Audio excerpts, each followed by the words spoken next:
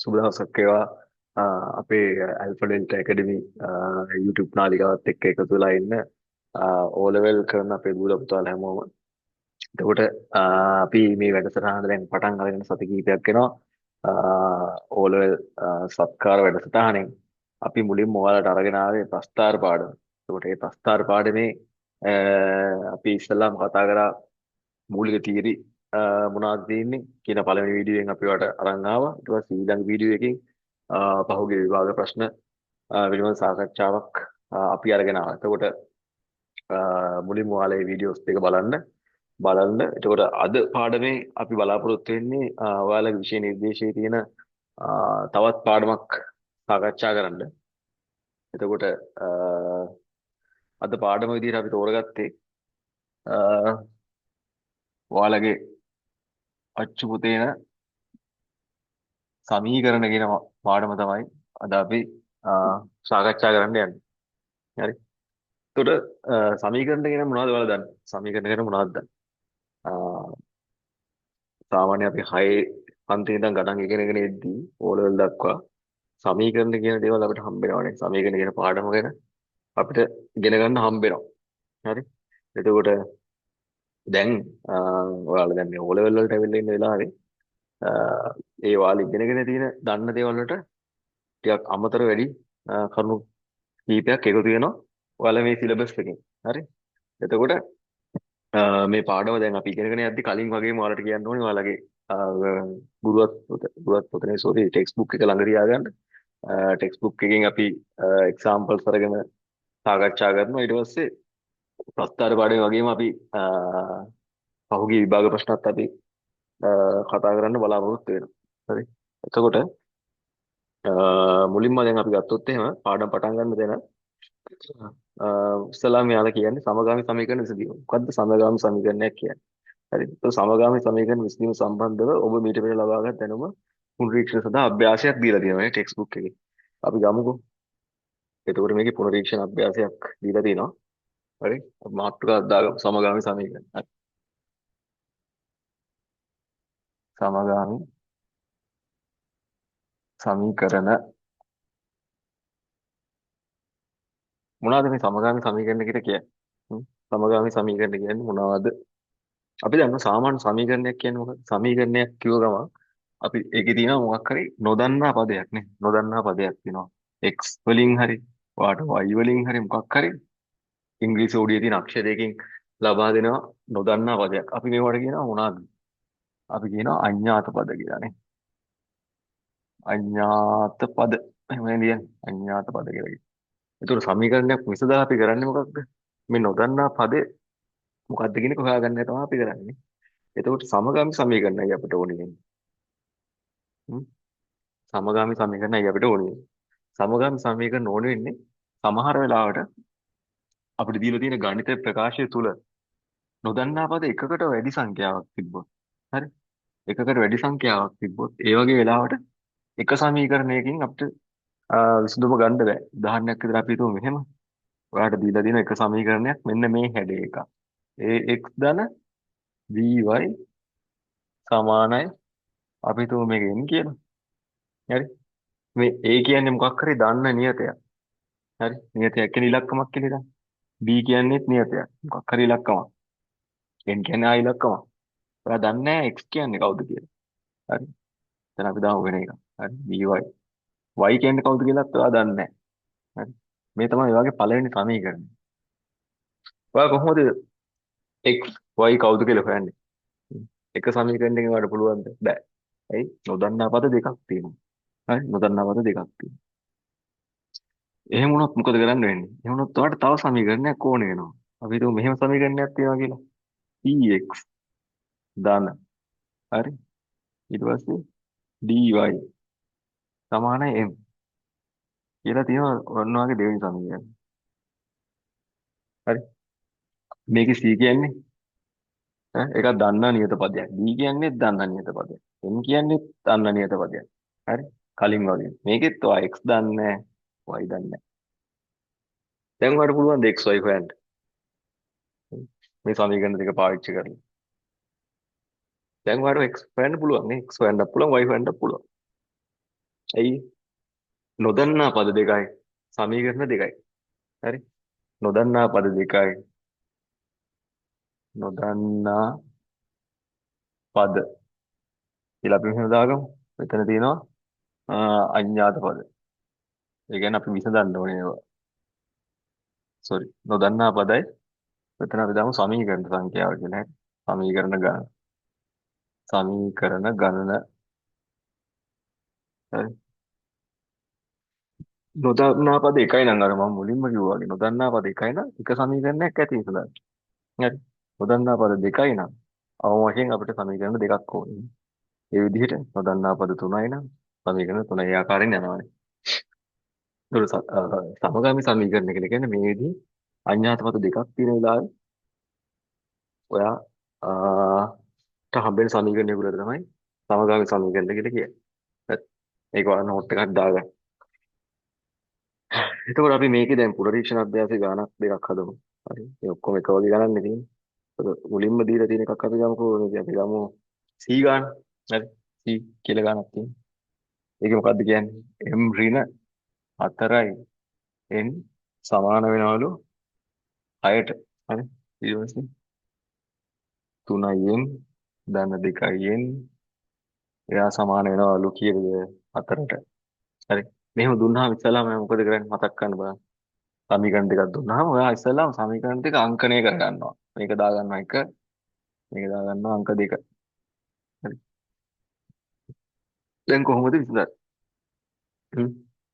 බලන්න කවුද අපිට විසඳගන්න තියෙන්නේ? m හොයන්න ඕනේ, n හොයන්න ඕනේ නේ. මෙතන m ගේ සංගුණකය 1යි, මෙතන 3යි, මෙතන n ගේ සංගුණකය ඍණ 4යි, මෙතන ධන 2යි. මේක කරන්න පුළුවන් ක්‍රම දෙකක් තියෙනවා නේ ප්‍රධාන වශයෙන්. මොකද්ද? එක්ක ඔයාලට පුළුවන් සමීකරණ දෙකේම m ගේ සංගුණකය සමාන කරගන්න. m ගේ සංගුණකය සමාන කරලා m පදේ සුළු වෙලා යන විදිහට සමීකරණ දෙක විසඳන්න පුළුවන්. එහෙම කරලා ඔයාලට n හොයන්න පුළුවන් ඉස්සෙල්ලා. එහෙම නැත්තම් n ගේ සංගුණක දෙක ඔයා සමාන කරගන්න. මොකක් හරි ගණිත ක්‍රමයක් භාවිතා කරලා. හරි. ඊට පස්සේ n සුළු වෙන විදිහට සමීකරණ දෙක එකතු කරලා හරි අඩු කරලා හරි n නැති කරගෙන ඊට පස්සේ m හොයන්න. හරි. එහෙමනේ කරන්නේ හරි. අපි මොකද්ද කරන්නේ? කියලා බලන්න මොකද්ද කරන්නේ? අපි මේකේ n නැති කරගමු. n නැති කරගමු. මොකද කරන්න පුළුවන්? අපි එහෙම කරමු. දෙවෙනි සමීකරණය අපි දෙකකින් වැඩි කරමු. හරි. ඔන්න මම ලියනවා. දෙවන සමීකරණය කියලා කෙටියෙන් ලිව්වා. අපි වැඩි කරනවා කීයෙන්ද? දෙකෙන්. දෙකෙන් වැඩි කරනවා. එතකොට මොකද එන්නේ ඔයාලට? ඔයාලට එනවා 3 වරක් 2 6යි n ධන 4යි n සමානයි 8යි. මේ තමයි ඔයාලට ආපු තුන්වෙනි සමීකරණය. හරි. දැන් ඔයාලට මොකද්ද කරන්න පුළුවන්? ඔයාලට පුළුවන් දැන් 1යි 3යි එකතු කරන්න. 1යි 3යි එකතු කරන්න. 1යි 3යි එකතු කරොත් මොකද වෙන්නේ? 6යි m යි 7යි m වෙනවනේ. 7යි ධන 4යි ඍණ 4යි සුළු වෙලා යනවා. 8යි 6යි 14ක් කියලා එනවා. දැන් m කියන්නේ කීයද? m ඇවිල්ලා 2යි. m 2යි නම් ඊට පස්සේ පුළුවන් ඔයාලට කැමති සමීකරණයට ආදේශ කරලා n වල ගහන්න. අපි දාමු කාටද එකෙන්. පළවෙනි සමීකරණයට ගන්න. එකෙන්. හරි. m ඇවිල්ලා 2යිනේ. අපි 4යින් දාමු එහා පැත්තට. මේ ඍණ 4යින් මේ පැත්තට ගියොත් කීයද? ධන 4යින් වෙනව නේද? ධන 4යින් සමානයි. මේ පැත්තේ ඉන්න m කියන්නේ 2යි. හරි මේ පැත්තට આવොත් එහෙම. ඍණ 6ක් වෙනවා නේද? 4යින් සමාන වෙනවා. ඍණ 4ට නේ. එහෙනම් n සමානයි ඍණ 1යි. හරි. ඒ විදිහට දාන්න පුළුවන්. ඒ විදිහට ඔයාලට දැන් මේකේ ඒ විලා F වෙනකන් තියෙන හැම ගණිත ආකාරයක්ම හදන්න පුළුවන්. හැම ගානක්ම එකම විදිහනේ. හරි. මේ විදිහමයි ඔයාලට ඒක සුළු කරන්න පුළුවන්. හරි. තියාගන්න උගාන.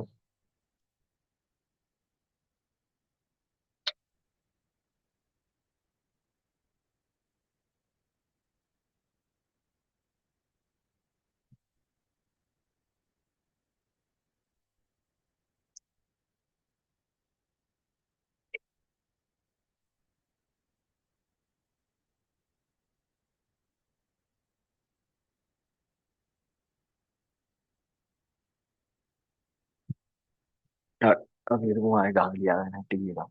හරි. අපි තවත් ඒ ආකාරي ගානක් හදමු. හ්ම්. තව එකක් හදමු.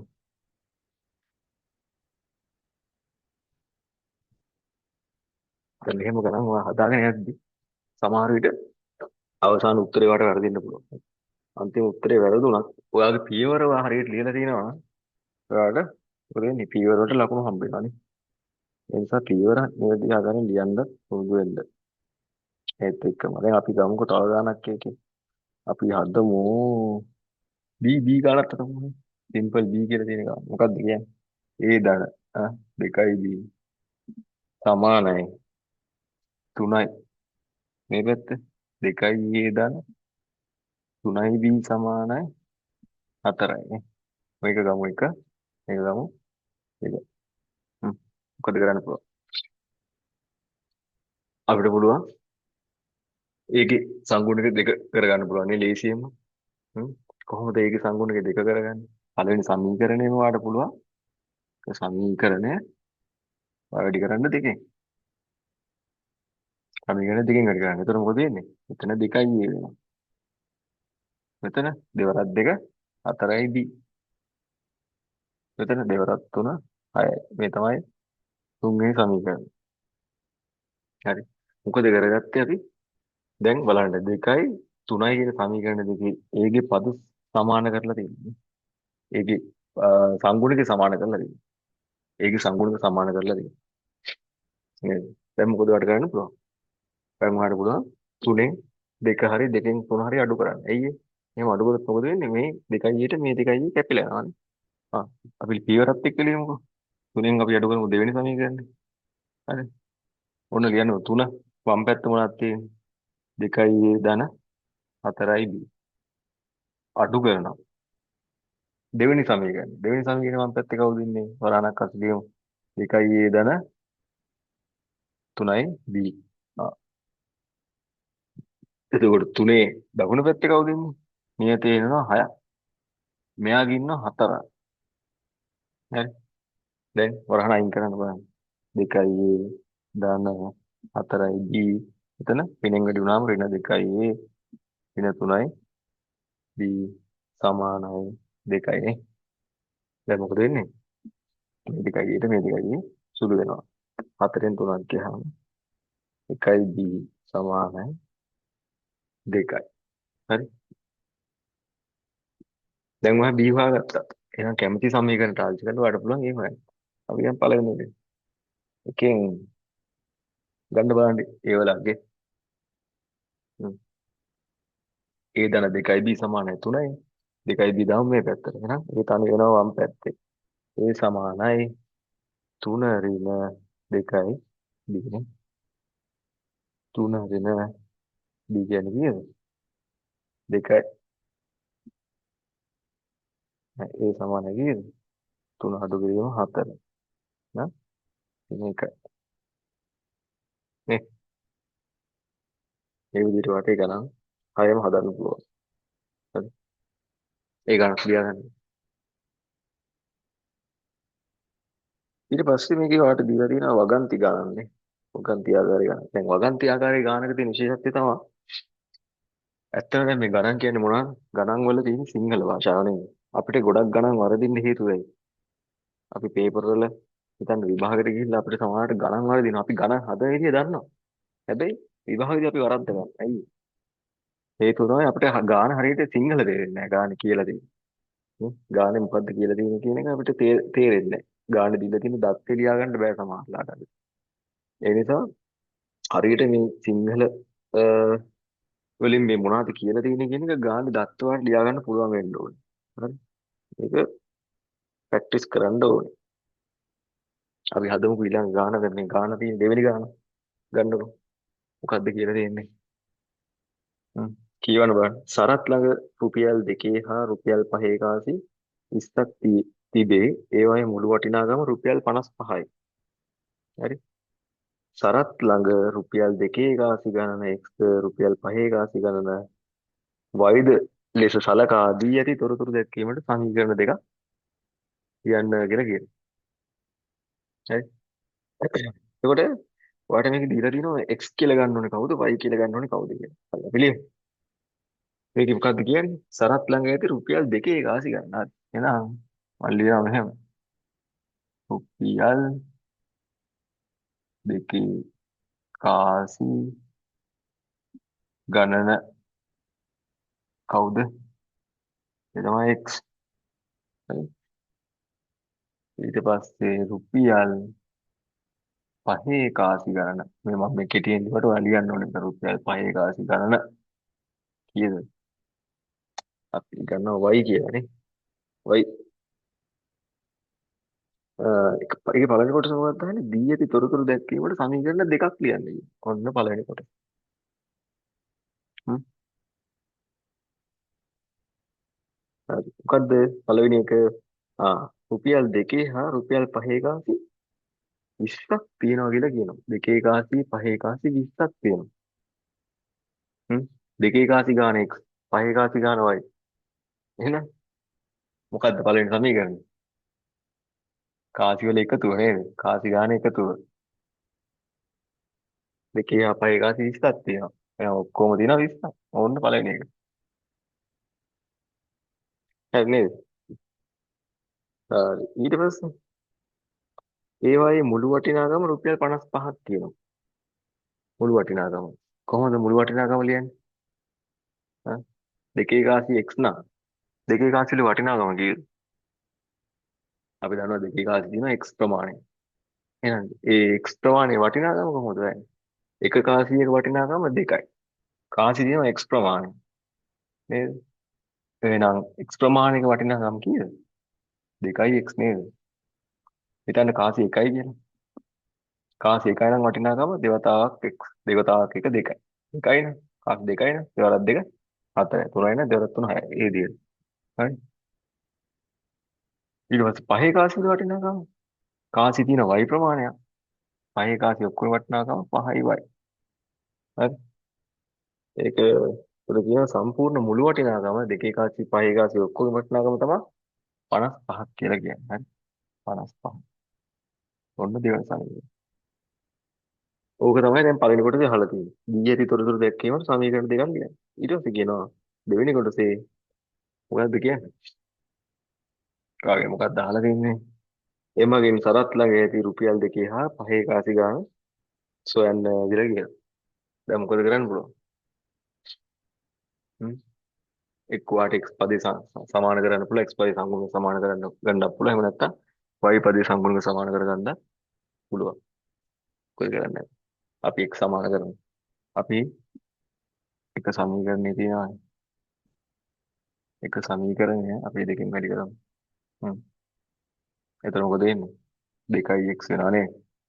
ධන 2යි y සමානයි 40ක් කියනවා ඔයාලට. ඒ තමයි 3. හරි. දැන් මොකද කරන්නේ? දෙකෙන් 3 අඩු කරනවද? 3ෙන් 2 අඩු කරනවද? හ්ම්. බලන්න. දෙකෙන් 3 අඩු කරොත් එහෙම දැන් පියවරක් ලියන්න කලින් ඔයා පොඩ්ඩක් හිතන්න ඕනේ. හරි. ඊළඟ පියවරේ මොකක්ද වෙන්නේ කියලා. මෙයාගෙන් මෙයා අඩු කරත් ප්‍රශ්නයක් නැහැ. මෙයාගෙන් මෙයා අඩු කරත් ප්‍රශ්නයක් නැහැ. හැබැයි අපි ලේසිනේ දැන් ධන වලින්ම ගාන හදාගෙන යන්න තිබ්බන්නේ. දැන් මෙතන දෙකෙන් 3 අඩු කරොත් 55 4ට වඩා විශාලින්ද ධනාගයක් එනවා. හැබැයි 3ෙන් 2 අඩු කරොත් එහෙනම් ඍණාගයක් එනවා නේ. ඒ නිසා අපි මෙයාගෙන් මෙයා අඩු කරමු. දෙකෙන් 3 අඩු කරමු. හරි. දෙවෙනි සමීකරණයෙන් තුන්වෙනි සමීකරණය අඩු කරමු. එතකොට මොකද වෙන්නේ? ලියමුකෝ ස්ටෙප්ස් ටික. දෙවෙනි සමීකරණේ කවුද? 2යි x ධන 5යි y. තුනේ ඉන්නවා 2යි x ධන මම දැන් ඍණ ගුණ කරලම ලියන්නේ. ආයෙ දෙපාරක් ලියන්නේ නැහැ. ඍණෙන් ගුණ කරලම ලියන්නේ. එතකොට මෙතන එනවා ඍණ 2යි x නේද? මෙතන එනවා ඍණ 2යි y සමානයි. මෙතන එනවා 55යි. මෙතන එනවා 40යි. මේ 2යි x මේ 2යි x කැපිලා ගියාම එනවා 3යි y සමානයි 5යි 5යි 4යි 15යි නේද? y සමානයි 5යි.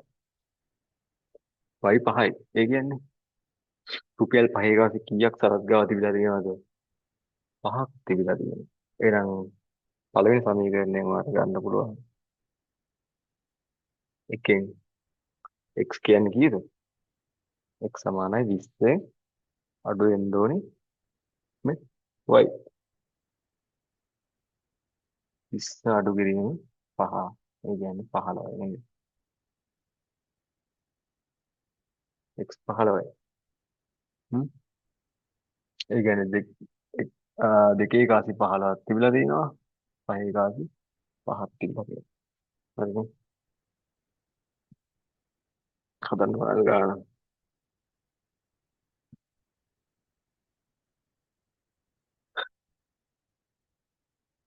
දැන් මේ වගේ ගණක් හදද්දී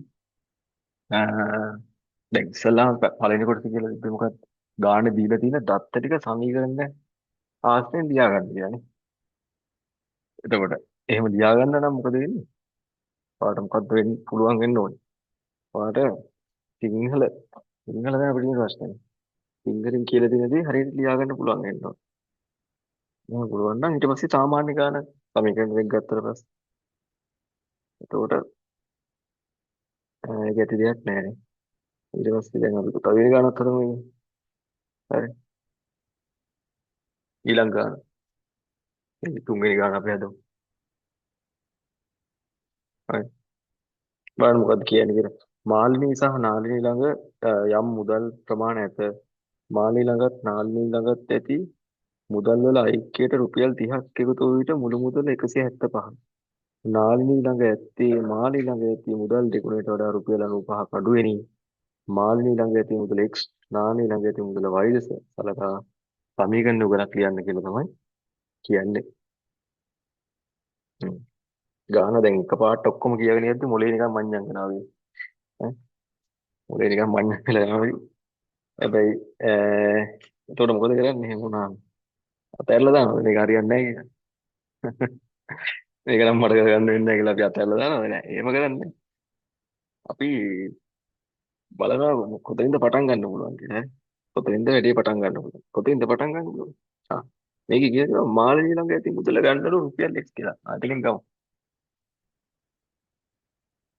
මාළිනී ළඟ ඇති මුදල සමානයි රුපියල් X. ඊට පස්සේ ඊට පස්සේ නාලනි බලන්න මේ නම් වල ලස්සන මේ මාළි නාලනි වල ඇයි එහෙ දීලා තියෙන්නේ? ඒ පැටලෙන්න තමයි දීලා තියෙන්නේ. නාවනේ එහෙම තමයි කරන්නේ. එක වගේ රයිම් වල නම් දෙන්නේ පැටලෙන නිසා. ඒවා පටල ගන්න නැතුව හදන්න දැනගන්න. මේක රුපියල් වයි. හරි. ඊට පස්සේ මොකද කියන්නේ? දැන් අපි දත්ත ටික ලියාගමු. දැන් ඉස්සලා මොකද්ද කියන්නේ? මාළි ළඟත් නාලනි ළඟත් ඇති මුදල් වල ඓක්‍යයට 30ක් එකතු වුණාම තමයි මුළු මුදල 175ක් වෙන්නේ. හරි. ඉස්සලාම කියන්නේ දෙන්න ගාව තියෙන මුළු මුදල කීයද? ඒක ඇවිල්ලා x ධන y නේ. හරි. x ධන y. ඒකට තව රුපියල් 30ක් එකතු වුණාම සමාන වෙනවලු 175කට. හරි. හරි. දැන් ඔයාලට මේක මෙහෙම ගන්නත් පුළුවන් සම්මේ කෙනා අපි මේක තව ටිකක් සුළු කරමු. x ධන y. අඤ්ඤාත පද ටික එක පැත්තේ තියාගමු. හරි. මේක දාන්න එහා පැත්තට. මේ ධන 30 මේ පැත්තට ගියාම මොකද ඍණ 30ක් වෙනවනේ. 175න් 30ක් ගියාම කීයද? 145 නේ. 145. මේ මම තමයි අපි පළවෙනි සමීකරණය. හරි. ඊට පස්සේ නාලි ළඟ ඇත්තේ මාල්නි ළඟ ඇති මුදලේ දෙගුණයට වඩා රුපියල් 95ක් අඩු වෙන්නේ. ආ නාලිනී ළඟ ඇති මුදල කීයද? y නේ. ඒ y කියන්නේ කීයද? කීයද? නාලිනී ළඟ ඇත්තේ මාල්නි ළඟ ඇති මුදලේ දෙගුණය. ඒ කියන්නේ x වල දෙගුණය 2x. හරි? 2x මුදලේ දෙගුණයට වඩා රුපියල් 95ක් අඩු වෙන්නේ. මීට වඩා 95කුත් අඩුවෙන් තමයි තියෙන්නේ. නාලිනී ළඟ. හරි? දැන් මේකත් අපි හදාගමු ලස්සනට. මම මේ y ගන්නම් මේ පැත්තට. හරි? එතකොට 2x මේ y මේ සමාන ලකුණෙන් අනිත් පැත්තට ගියාම මොකද වෙන්නේ? ධන y ඍණ y වෙනවානේ. ඍණ y සමානයි. මේ ඍණ 95 ගමු අපි මේ පැත්තට. එතකොට ධන 95ක් වෙනවානේ. ඔබ තමයි දෙවෙනි සමීකරණය. හරි. ඔයා සමීකරණ දෙක දියාගත්තට පස්සේ මොකද වෙන්නේ? ඒක සාමාන්‍ය ගාණක් බවට පත් වෙනවා. එච්චරයි. දැන් පළවෙනි කොටස අහලා තියෙන්නේ දී ඇති තොරතුරු භාවිත කරලා සමීකරණ උගඩයක් ලියන්න. ඒක හරි. ඊට පස්සේ කියනවා එමගින් මාළි ළඟ මාළි ළඟත් නාලි ළඟත් ඇති මුදල් වෙන නිසා. සාමාන්‍ය ගණන් දෙයක්. හදන්න බලන්න. හරි.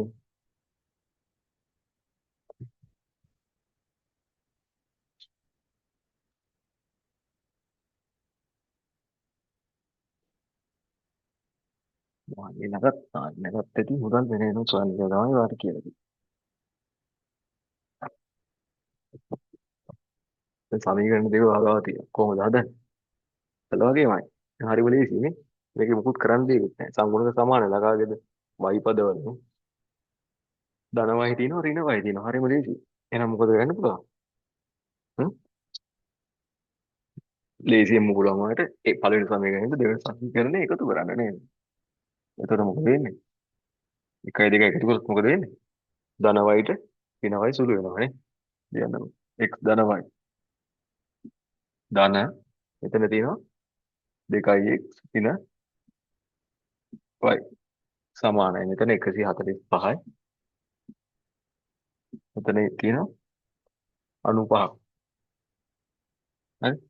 සුළු කරොත් එහෙනම් x ධන y ධන 2x ඍණ y එතන සුළු යනවා 5 5 10 බිංදු එකක් විතර මෙතන එච්ච 5යි 9 5 14න් 4 එකක් විතර 2යි 240 නේ 240 මේ බලන්න ධන y ඍණ y සුළු වෙලා ගියාම 3x වෙනවා සමානයි 240යි එහෙනම් x සමානයි කීයද 80යි නේ සමානයි 80යි හැබැයි ඔයා මතක තියාගන්න මේක වැදගත් දෙයක් තියෙනවා කියලා දැන් තව දෙයක් හරි දැන් x y හෙව්වනේ x හෙව්වා y උත් හොයමුකෝ අපි ගමුකෝ y පළවෙනි සමීකරණය එකෙන් ගමුකෝ y හරි y සමානයි කීයද අපි එකපාරම 145 හරිනේ x නේ 145 වෙන x 145න් අඩු වෙන්න ඕන කීයද 80 ඒ කියන්නේ කීයද පහින් දෙකක් ගියාම 5යි 65යි නේ 65 හරි. දැන් ඔයා ගාන හදලා එතනින් නැවතුත් මොකද වෙන්නේ හ්ම් ඔයාලට ලකුණු ටික සම්පූර්ණ ලකුණු හම්බෙයිද නෑ ඇයි මේක අහලා තියෙන්නේ මොකද්ද අපි මාළි ළඟත් නාලි ළඟත් ඇති මුදල් වෙන වෙනම සොයන්න මුදලක් නෙවෙයි කියන්නේ මුදලක් කිව්වම මොකද වෙන්නේ මුදලක් කිව්වම ඒකකයක් තියෙනවා නේද ඒකකයක් තියෙනවා එතකොට දැන් ඔයා උත්තරේ හොයලා තියෙන බව ඇත්ත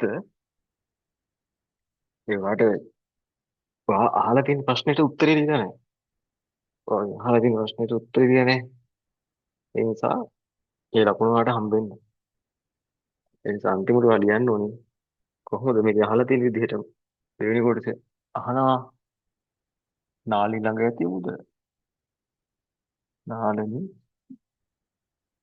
ළඟ ඇති මුදල නේද නාලි ළඟ මුදල තමයි රුපියල් y කියලා ගත්තේ ඒ කියන්නේ ඒකවත් එක්කම ලියන්න රුපියල් 65යි හරි ඊට පස්සේ ඒ විදිහම මාළනි ළඟ ඇති මුදල ඇති මුදල ඒක අපි ගත්ත x කියලා ඒකයි රුපියල් 80යි නේ ඒ විදිහට දිගුවම තමයි ගාන සම්පූර්ණ වෙන්නේ හා ලියන්න බලන්න තනියම ගාන පොඩි වෙලාවක් දෙන්න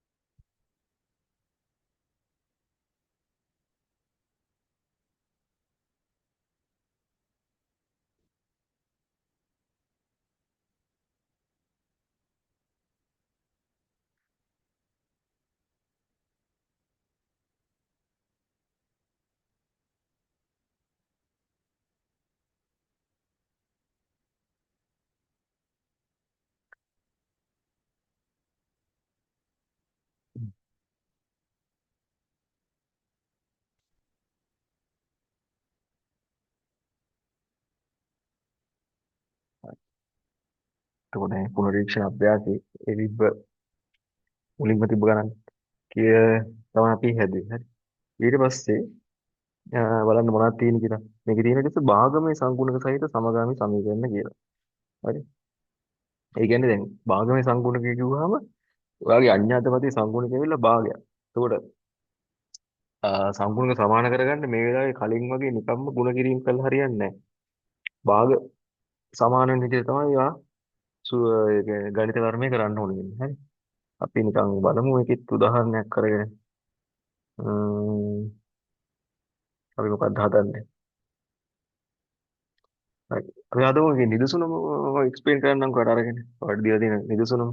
කමල් සහ නිමල් ළඟ යම් මුදල් ප්‍රමාණයක් ඇත. කමල් ළඟ ඇති මුදලින් භාගයකට නිමල් ළඟ ඇති මුදලින් තුනෙන් එකක් එකතු කළ විට රුපියල් 20ක් ලැබෙයි කියලා කියනවා. හරි. දැන් මේක කියන්නේ අන්තිමට කමල් ළඟ ඇති මුදල් ප්‍රමාණය x කියලා ගන්න කියන්නේ අපි ගමු. ඔන්න. කමල් ළඟ ඇති මුදල. හරි. ඒක අපි ගමු රුපියල් x. හරි. කමල් ළඟ නිමල්. නිමල් ළඟ ඇති මුදල මේක වෙන රුපියල් y. හරි. දැන් මොකක්ද ඉස්සෙල්ලාම කියන්නේ කමල් ළඟ ඇති මුදලින් අ, භාගයකට භාගයකට නිමල් ළඟ ඇති මුදලින් තුනෙන් එකක් එකතු කරාම 20ක් හම්බ. හරි. කමල් ළඟ ඇති මුදල x නම් කමල් ළඟ ඇති මුදලින් භාගයක් කියන්නේ කීයද? x වලින් භාගයක්. x වැඩි කිරීම භාගය නේද? හ්ම්. ඒකට එකතු කරන්නලු නිමල් ළඟ ඇති මුදලින් තුනෙන් එකක්. නිමල් ළඟ ඇති මුදල y නේ. රුපියල්. ඒකෙන් තුනෙන් එකක්. එහෙම එකතු කරාම එනවා රුපියල් 20ක්. හරි. මේක අපි ටිකක් සුළු කරලා ලස්සනට ලියමු. මේ කියන්නේ කීයද? x බෙදීම 2යි නේ. බෙදීම 2යි. මෙතන y බෙදීම 3යි. මේ තමයි 20. හරි. කොහොම ගන්න පුළුවන් නේ? අපි දැන්ට ওই සමීකරනේ ඔහොම ගමු. පළවෙනි සමීකරනේ කියලා. හරි. ඔහොම ගමු. ඊට පස්සේ මොකද කියන්නේ? කමල් ළඟ ඇති මුදලින් 4න් එකක්. නිමල් ළඟ ඇති මුදලින් 6න් එකකට සමාන වේ. කමල් ළඟ ඇති මුදල x නේ. එතකොට කමල් ළඟ ඇති මුදලින් 4න් එකක් කියන්නේ කීයද? බෙදීම 4ක්. හරි. සමාන වෙන්නේ කීයකටද? නිමල් ළඟ ඇති මුදලින් 6න් එකකට. ඒ කියන්නේ y බෙදීම 6කටනේ. y බෙදීම 6කට තමයි සමාන වෙනවා කියලා කියන්නේ. හරි. මේකත් අපි හදාගමු මේ හැඩයටමනේ. අඤ්ඤාත පත්‍රික එක පැත්තකට දාලා දන්න පත්‍රික අනිත් පැත්තට දාලා මොකද කරන්නේ? අපි ගමු y මේ පැත්තට. එහෙනම් එනවා x බෙදීම 4 මොකද වෙන්නේ? ධන y බෙදීම 6 සමාන ලකුණෙන් අනිත් පැත්තට ආවම ඍණ y බෙදීම 6ක් වෙනවා. මේ පැත්තේ බිඳුවයි. ඒක නේද? හරි නේද? ඒ විදිහට තමයි වань සමීකරණ දෙකේ. දැන් බලන්න ඔයාලට එහෙම ලියා ගන්න පුළුවන්ද කියලා ගාන කිව්වහම. හ්ම්. දැන් මේ ගානේ තියෙන එක විශේෂත්වය තමයි එකම විශේෂත්වය මේ වෙලාවේ ඔයාගේ නොදන්නා පදේ සංගුණකය ඒක පරිමේය. ඒ කියන්නේ මේ පූර්ණ සංඛ්‍යාවක් නෙවෙයි. හරි පූර්ණ සංඛ්‍යාවක් නෙවෙයි ඉන්නේ භාග සංඛ්‍යාවක් එන්නේ. ඒකට භාග සුළු කිරීම පිළිබඳ අවබෝධය ඔයාලට තියෙනවා නම් ලේසියෙන්ම හදන්න පුළුවන්. හරි. දැන් කොහොම හරි අවසානයේ ඔයා x හා y නේ හොයන්න ඕනේ. කොහොමද ඔයා x y හොයන්නේ? හ්ම්. කොහොමද හොයන්නේ?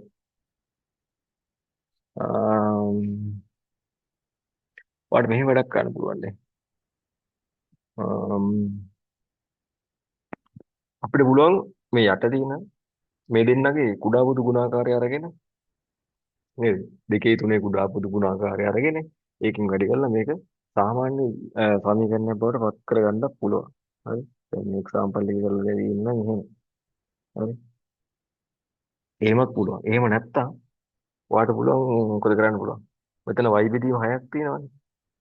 මේකත් y බෙදීම 6ක් කරගන්න අපිට බැයිද? පුළුවන්. කොහොමද කරන්නේ? y බෙදීම 6ක් කරනවා නම් මේ සමීකරණය දෙකෙන් බෙදාගෙන යනවා. දෙකෙන් බෙදනවා කියන්නේ සමීකරණ දෙකෙන් බෙදනවා කියන්නේ මොකද්ද? දෙකෙන් එකකින් වැඩි කරනවා කියන එක.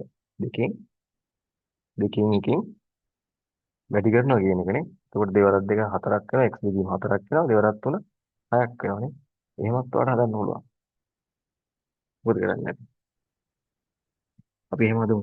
අපි කරමු පළවෙනි සමීකරණේ තියෙනවා. එක සමීකරණේ. ඒක වැඩි කරනවා කීයෙන්ද? භාගයෙන් වැඩි කරනවා. භාගයෙන් වැඩි කරනවා. භාගයෙන් වැඩි කරනවා කියන්නේ දෙකෙන් බෙදනවා කියන්නේ.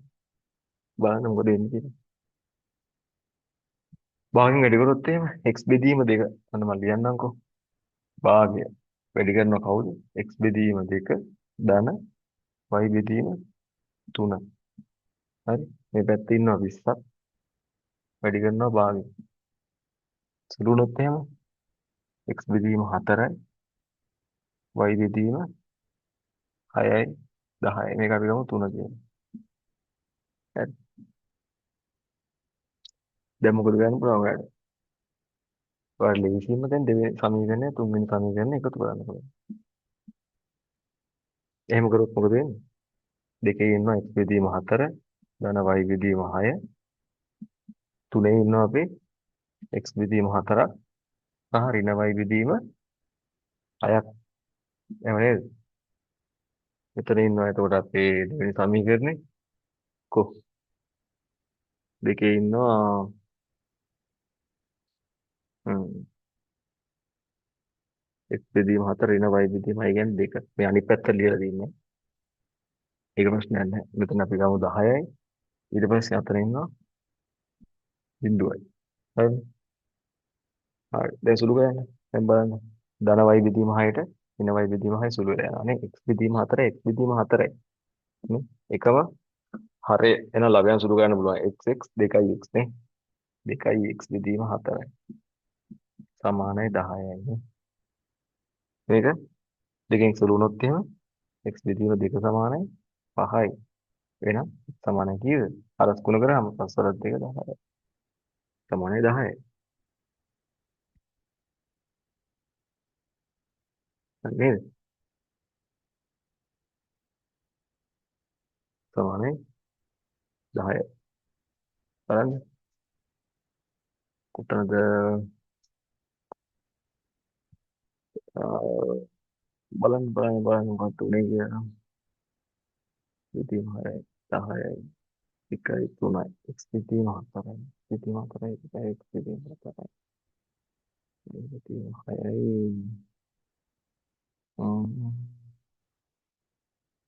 කොතනද අපිට වෙන්නේ? ආ මෙතන කීයද? 10යි 10යි. එහෙනම් එතන S. හරිනේ. x ඇවිල්ලා 20. හරි. එහෙනම් y කීයද? y ගන්න ටක් කාලා ගන්න y. මොකෙන්ද අපි ගන්නෙ y? අපි ගමු මෙතනින් ගමු. මේ සමීකරණයෙන් ගමු. ඉතින් එනවා කවුද? අපි y බෙදීම 6 අපි දන්නවනේ. y බෙදීම 6 සමානයි x බෙදීම 4යි නේ. x බෙදීම 4යි. x කියන්නේ 20යි. 20 බෙදීම 4යි. ඒ කියන්නේ 5යි. එහෙනම් y බෙදීම 6 5යි. එහෙනම් y කීයද?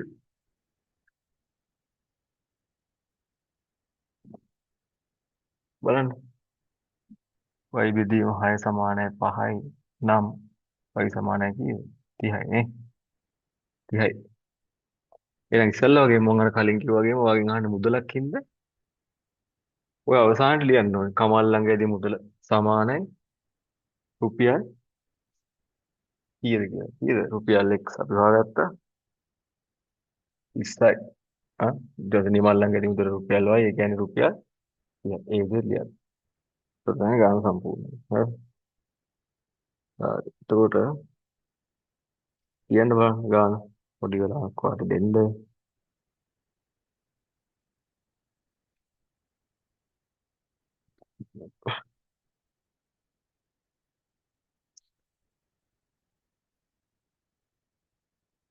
එතකොට දැන් මේ අද අපි කතා කරන්නේ මේ සමීකරණ පාඩමනේ.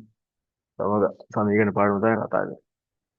ඒකට අපි අද ප්‍රස්තාර පාඩම ඔයාලට සාකච්ඡා කරා. ඒකට ප්‍රස්තාර පාඩම ඉස්සෙල්ලාම අපි ඊටි කොටස් ටික ඔයාලට කියලා දුන්නා. ඊට පස්සේ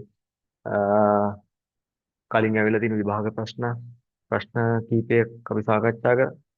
එතකොට ඒ ගණන් ඔයාලා තනියෙන් හදන්න ඇති කියලා අපි හිතනවා. නේ?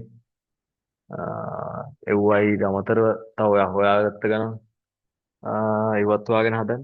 එහෙම හදද්දි ඔයාලට මොනවා හරි ප්‍රශ්න එනවනම් අපි කෙලින්ම සම්බන්ධ කරගන්න පුළුවන්. හරි. ඒකට උදව් කරන්නත් අපිට හැකියාව තියෙනවා. ඒ විදිහට මේ වැඩේ කරගෙන යන්න. ම්ම්,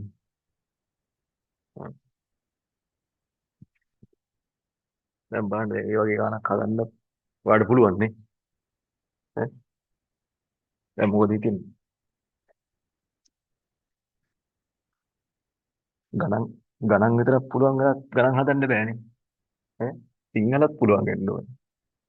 සිංහල බැරි නම් ගණන් හදන්නත් බෑනේ. එහෙම නේ. හොඳට සිංහල තේරෙන්න ඕනේ. ඒ නිසා ම්ම්, ගාන හොඳට කියවන්න. ඉස්සෙල්ලාම ගානක් දුන්නාම එකපාරම කරගෙන යන්නේ නැතුව මොනවද කියලා තියෙන්නේ කියලා බලන්න. බලලා දත්ත ටික ලියාගෙන එහෙම තමයි ගාන හදන්නේ. හරි. දැන් මේ විදිහ ගණන් ඔයාලට හදා ගන්න පුළුවන්. ඊට පස්සේ අපි යන් තවත් ගණන් ආකාරයකට අපි යම් මෙන්න මෙහෙම එකට හරි. මේකේ තියෙනවා ම්ම්, හරි. මේකේ තියෙනවා 13යි 13 එක අභ්‍යාසයේ දෙවෙනි ගාන ගන්නකො. හරි. ඒකත් වගන්ති ගානක් තියෙනවා. මේකේ කියනවා මෙන්න මෙහෙම දෙවෙනි ගාන. හරි.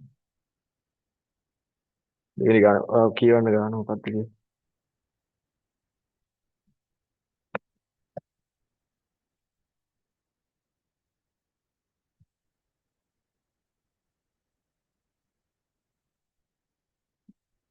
දෙවෙනි ගාන බලන්න මොකද්ද කියලා දෙන්නේ. ආසයක පැවති උත්සවයක සංග්‍රහය සඳහා වැය වෙන මුදලින් භාගයක්ද සැරසිලි සඳහා වැය වෙන මුදලින් තුනෙන් එකක්ද දැරීමට ආදිශිෂ්‍ය සංගමයේ විසින් එකඟ විය. හරි. සංග්‍රහය සඳහා වැය වෙන මුදලින් භාගයකුයි සැරසිලි වලට යන මුදලින් තුනෙන් එකකුයි කියවන්න ආදිශිෂ්‍ය සංගමයේ එකඟ වුණා. ඒ අනුව ආදිශිෂ්‍ය ලබා දුන්න මුදල රුපියල් 20000යිලු. සංග්‍රහය සහ සැරසිලි සඳහා වැය වෙන ඉතිරි සංග්‍රහ සහ සැරසිලි සඳහා වැය වෙන ඉතිරි මුදල සුබ සාධක සංගමයේ මගින් තමයි දරලා තියෙන්නේ. ඒ අනුව සුබ සාධක මගින් දීලා තියෙන රුපියල් කීයද 30000. දැන් කියනවා සංග්‍රහ කටයුතු සඳහා වියදම් වෙච්ච මුදල X. එහෙනම් ලියා ගන්න ඉස්සලා. කවුද? සංග්‍රහ කටයුතු සඳහා වැය වූ මුදල කීය කියලාද ගන්න කියන්නේ? රුපියල් X නේද? ඊට පස්සේ සැරසිලි සඳහා වැය වූ මුදල රුපියල් Y. හරි? හා. ඒ සලකා මේ උතුරට දැක්වීමට සමීකරණ විතරක් ලියන්න කියලා තමයි කියන්නේ. හරි. දැන් ඒක ඉස්සෙල්ලාම මොකද කියන්නේ? ආදිශ සංගමයෙන් දීලා තියෙන කොච්චරද? අ, සංග්‍රහය සඳහා වැයවිච්ච මුදලින් භාගයයි. ඒ කියන්නේ x බෙදීම කීයද? කියන්න පුළුවන් ඔයාලට. x බෙදීම 2යි. හරි. බෙදීම 2යි. ඒකට එකතු වෙනවා තව කොච්චරද? සැරසිලි සඳහා වැය වෙන මුදලින් 3න් එකකුත් දීලා දිනවා. ඒ කියන්නේ y බෙදීම 3ක් නේ. y බෙදීම 3ක්. කීයක් දීලා දිනවද ඔක්කොම? ආදි සංගම 20000ක් දීලා දිනවා. එහෙනම් මේ දෙක එකතුව 20000යි. ඕම් පළවෙනි එක. හරි. ඊට පස්සේ මොකද කියන්නේ? සංග්‍රහ සහ සැලසීම් සඳහා වැය වෙන ඉතිරි මුදල දුන්නේ කවුද? සුබ සාධක සංගමයෙන්. අයන සුබ සාධක සංගමයෙන් දින්න කොච්චරද? x ගෙන් x බෙදීම දෙකක් ගියාට පස්සේ ඉතුරු වෙච්ච මුදල කීයද? x බෙදීම දෙකයි නේ. x බෙදීම දෙකයි x බෙදීම දෙකයි නේ. x වෙන්නේ නේද? ඔය එක දන්නවා. භාගේ භාගේ. එතන මෙතන y ගෙන් y බෙදීම 3ක් කියාට පස්සේ මට කියන්න බලන්න තව කොච්චරක් ඉතිරිද y ගෙන්? හ්ම් කියන්න බලන්න කීයක් ඉතුරුද කියලා. අපි හිතමු y කියන්නේ මෙන්න මේ රවුමෙන් පෙන්වන මුදල කියලා. රවුමක් අද වෙනව නේද? මේ තියෙන y කියලා අපි හිතමු. මම මේක බෙදනවා කොටස් තුනකට සමාන කොටස් තුනකට. හරි? තුනකට බෙදුවා. එතකොට මේ එක කොටසකින් නිරූපණය වෙන්නේ කොච්චරක්ද? මේ තමයි y බෙදීම 3. ආ ඒ තමයි y බෙදීම 3. ඒ හා සමාන මුදලක් තමයි දුන්නේ කවුද? ආදිස්ස සංගමේ. එහෙනම් තව මේ y කියන මුදලෙන් තව කොච්චර ප්‍රමාණයක් ඉතිරි වෙලා තියෙනවද? හොඳට බලන්න. ඒක ඇවිල්ලා y y බෙදීම 3යි. ඒ කියන්නේ 2යි y බෙදීම 3ක්. y බෙදීම 3 කොටස් තව දෙකක් ඉතුරුයි නේ. දෙකක් ඉතුරුයි. හ්ම්. 2යි y බෙදීම 3 කියන මුදලක් තව තියෙනවා. ඉතුරු වෙලා. ඒකත් දෙන්නේ කවුද? සුභ සාධක සංගමය. එහෙනම් මේ කියන මුදල කොච්චරද? මේ සමස්ත මුදල් දෙක එකතු කීයද? ඒකයි 30000. 30000. හරි. ඕක තමයි දත්ත ටික. හරි. ඒක ඔයා ලියාගත්ත කියන්නේ ඒ කොටසට හිමි ලකුණු ප්‍රමාණය ඔයාලට හම්බෙනවා. හරි.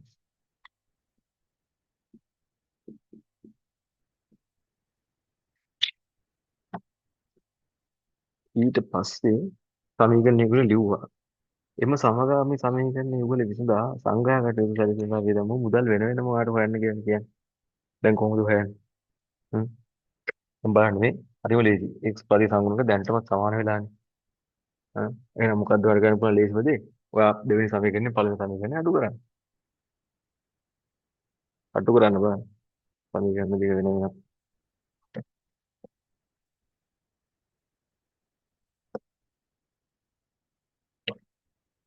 සමීකරණ දෙක අපි අඩු කරමු. දෙකෙන් එක අඩු කරන්න. පාට ලියනවාද? පාටින්.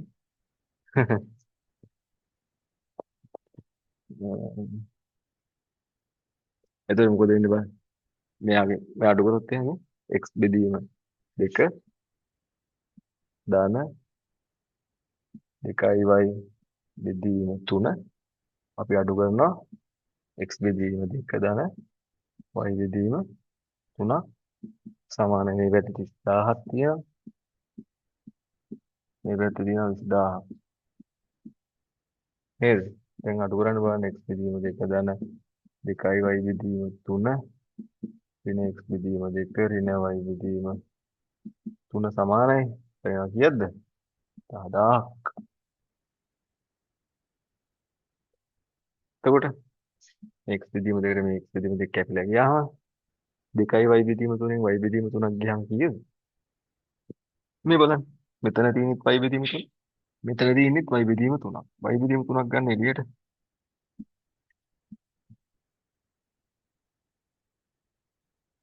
y බෙදීම 3ක් ගන්න එළියට.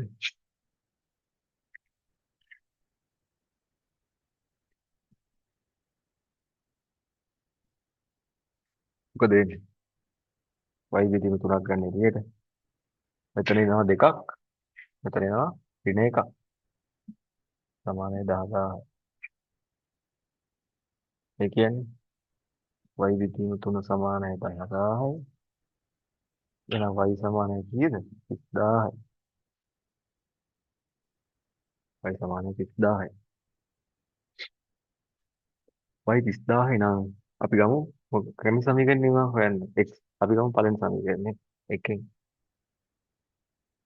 x බෙදීම 2 සමාන වෙනවා කවුද? 20000 ඍණ y බෙදීම 3.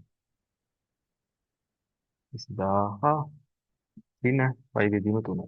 y කියන්නේ 20000 බෙදීම 3. ඒ කියන්නේ x බෙදීම 2 සමාන වෙනවා 20000 ඍණ 10000 නේද? එහෙනම් x බෙදීම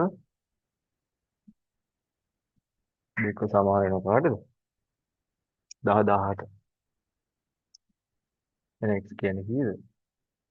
20000යි. x ඇවිල්ලා 20000යි.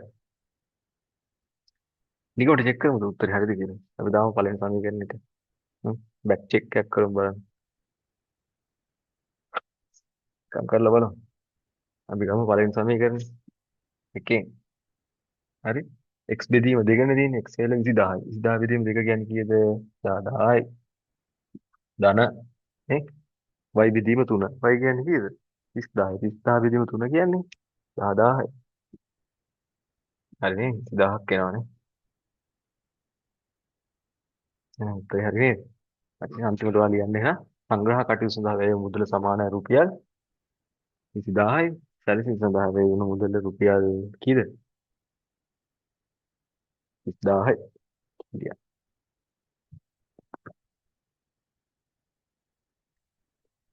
හරි.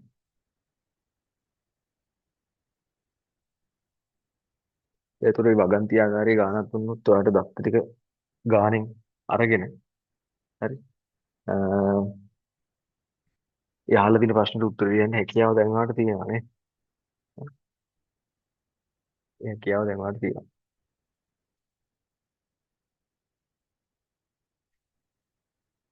හරි. දැන් මේ විදිහට ඔයා කරන් එකින් එක ගොඩ දාගත්තාම මොකද වෙන්නේ? එදා දැන් අපි ප්‍රස්තාර ගාන කොට දාලා දුන්නා. අද දැන් සමීකරණ පාඩමින් එන ගානත් ඔයාලට කොට දාලා දෙනවා.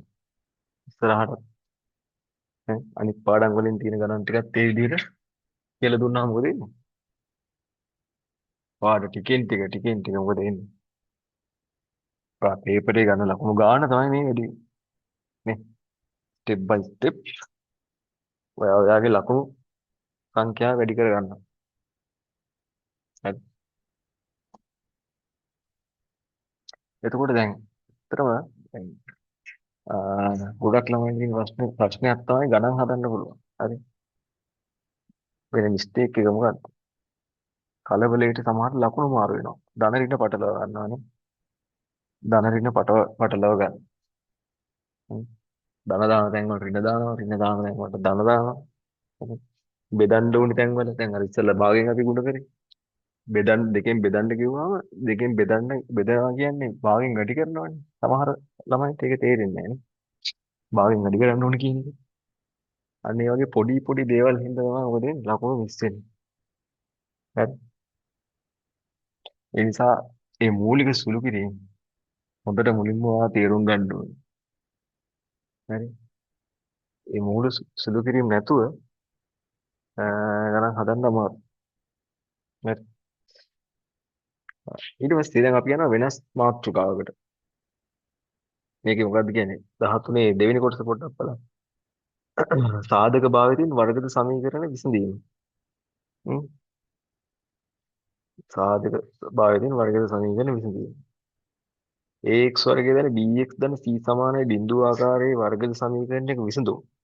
ආ මොකද්ද තව නමක් කියන්න බලන්න වර්ග සමීකරණ විසඳුම් වලට එදා අපි ප්‍රස්තාර වාඩමේදී කිව්වා නේද? අපි යන්නේ ax වර්ගය දැන bx දැන c ආකාරයේ ශ්‍රිතවල සමීකරණයනේ. හ්ම්. ඒ වගේ විසඳුම් වලට කියන තව නමක් තියෙනවා. මොකද්ද කියන්න බලන්න කල්පනා කරලා බලන්න.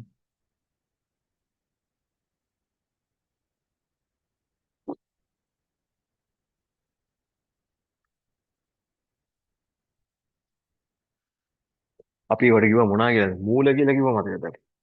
හ්ම්. මූල කියලා කියනවා. නැත්තම් ඉංග්‍රීසියෙන් අපි කිව්වා රූට් කියලා කියනවා නේ. අපි යන්නේ නේ. පොඩි රීකැප් එකක් දෙන්න. මතකද අපි යන්දා කාටිසියානු අක්ෂ පද්ධතියක් යන්දා ඉස්සෙල්ලාම xy කියලා. හරි.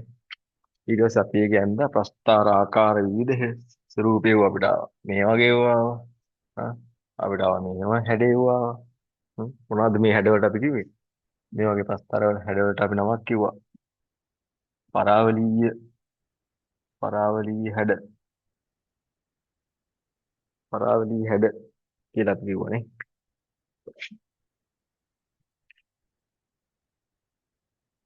පරාවලීය හැඩ කියලා කිව්වා. ඒකට මේ අපි යන්නේ මොන වගේ ශීතල ප්‍රස්ථාරද? ඒවා මේ අපි යන්නේ දැන් මේ අපි කතා කරන්නේ යන ශීත තමයි. ax වර්ගය දැන් bx දැන් c ආකාර ශීතල ප්‍රස්ථාර තමයි යන්නේ. අපි මේක fx කියලා නම් මතකද අපි යන්නේ නේද? හ්ම්. වර්ගජ ශීත කියලා කිව්වේ මෙව්වටනේ. හරි. එතකොට දැන් අද අපි හදන්නේ එදා අපි මොනවද කරේ ප්‍රස්තාරයක් ඇසුරෙන් තමයි මේ සමීකරණ විසඳුම් අපි හෙව්වේ. මේ x වගේ දන්න v එක්සන c සමානයි බිඳුව. අපි මේක බිඳුවට සමාන කරලා හිතන්නකෝ. මේ ශීතේ. එතකොට අපිට හම්බ වෙන වර්ගද ශීතේ සමීකරණය. බිඳුව. මේ ආකාරයේ වර්ගද සමීකරණයක විසඳුම් අපි කලින් පාඩේ මේ විසඳුවේ කොහොමද? ප්‍රස්තාරය ඇඳලා මේ ප්‍රස්තාරයේ x අක්ෂය කැපෙන ලක්ෂවල ඛණ්ඩාංක වලින් නේද? මේක x1 නම් මේක x2 නම් මේවා තමයි මූල කියලා ගත්තේ නේ. ඒ විදිහට තමයි විසඳුවේ. දැන් අද කරන්නේ එහෙම නෙවෙයි. අද අපි කරන්නේ VG ක්‍රමයට කොහොමද මේවා විසඳන්නේ කියලා බලන්න යන්නේ. VG විදිහට. හරි. එතකොට එහෙම කරන්න පුළුවන් එක විදිහක් තමයි වර්ග පූර්ණ කියලා කියන්නේ. අපි කතා කරමු මොකක්ද කියලා. හරි. දැන් උදාහරණයක් විදිහට මෙයා කියනවා දැන් මේවා කලින් කතා කරලා තියෙන දේවල් පොඩි රීකැප් එකක් තමයි මේ කරන්නේ. හරි. දැන් හිතන්න මෙහෙම සමීකරණයක් තියෙනවා කියලා x වර්ගය ඍණ 5x ධන 6 සමානයි බිඳුව කියලා. කොහොමද හිතන්නේ? මේ ක්‍රමේ නෙමෙයි මම මේ කියන්නේ. හරි. දැන් ප්‍රස්තාර අඳින්නේ නැහැ. දැන් මොකද කරන්නේ? ඔයාලට පුළුවන් මෙයාව සාධක වලට වෙන් කරගන්න නේ. කොහොමද සාධක වලට වෙන් කරගන්නේ? ඉතල බලන්න.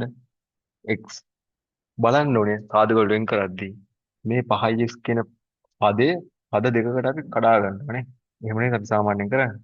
පද දෙකකට කඩා ගන්නවා කොහොමද කඩාගන්නේ? ඒ පද දෙක එකතු කරපුවාම 5x එන්නත් ඕනේ. ඍණ 5x එන්නත් ඕනේ. ඒ පද දෙකේ සංගුණක දෙක ගුණ කරාම ධන 6 එන්නත් ඕනේ. නේද? එහෙම තියෙන පද දෙක කවුද?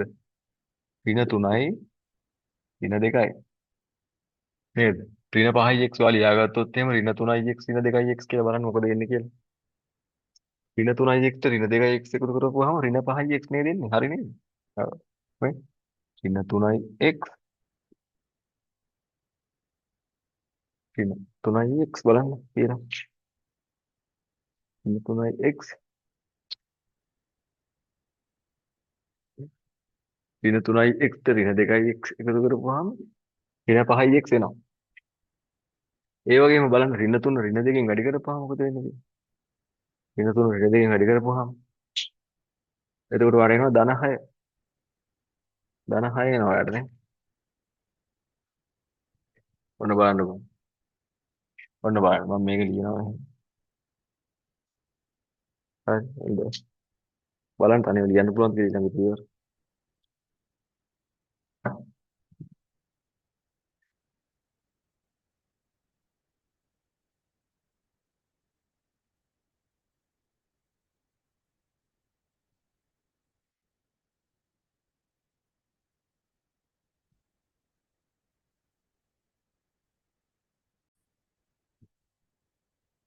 හරි. දැන් අපි මේ ගාන තමයි අන්තිමට try කරගෙන හිටියේ. එතකොට කොහොමද මේකේ මූල හොයන්නේ මේ ගානේ? හා මේ ගානේ මූල හොයනවා කියන්නේ මේකේ එක් විසඳුම හොයනවා කියන එක. කොහොමද හොයන්නේ? මේකක් දුන්නාම දැන් වර්ග පූර්ණය කරද්දී කරන ක්‍රමවේදය තමයි කොහොමද? x වර්ග පදේ සංගුණකයයි. මෙතන තියෙන නියත පදේ අපි ගුණ කරලා බලනවා කීයද එන්නේ කියලා නේ. කීයද එන්නේ? x වර්ග පද සංගුණක 1යි නියත පදේ 6යි. ඒකට එතන 6යි. හරි? එතකොට x පදේ සංගුණකේ එතන තියෙනවා ඍණ 5ක් නේ. 5ක් තියෙනවා.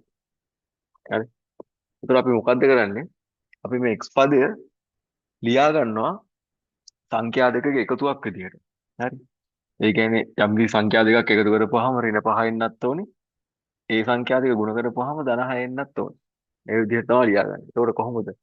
ගුණ කරාම ධන 6 එන්නයි එකතු කරපුවාම ඍණ 5 එන විදිහටයි. එන සංඛ්‍යා දෙක මොනවද? ඒ සංඛ්‍යා දෙක තමයි අපි ලියුව ඍණ 3 ඍණ 2 කියලා ලියන්න පුළුවන් අපිට. ඍණ 3යි ඍණ 2යි. ඍණ 3ට ඍණ 2ක් එකතු කරොත් ඍණ 5යි. ඍණ 3 වතාවක් ඍණ 2 ධන 6යි නේ. එහෙනම් අපි මේ ලියාගමු. x වර්ගය ඍණ 3x 2x ධන 6 සමානයි බිඳුවයි. මේක සාමාන්‍ය දේවල් අපි දන්න දේවල්. දැන් මොකද කරන්නේ? පද දෙක දෙක අරගෙන අපි මෙයාලගේ පොදුවේ තියෙන දේවල් අපි ගමු පොදු පද එළියට ගමු. ඉතින් ගමු x එකක් එළියට. උඩ x ඍණ 3ක් එනවානේ. ඉතින් ගමු ඍණ 2ක්. එහෙනම් x ඍණ 3ක් සමානයි බිඳුවයි. හරි. ඊළඟ පියවර x ඍණ දෙවතාවක් x ඍණ 3 තමයි මේ තියෙන්නේ.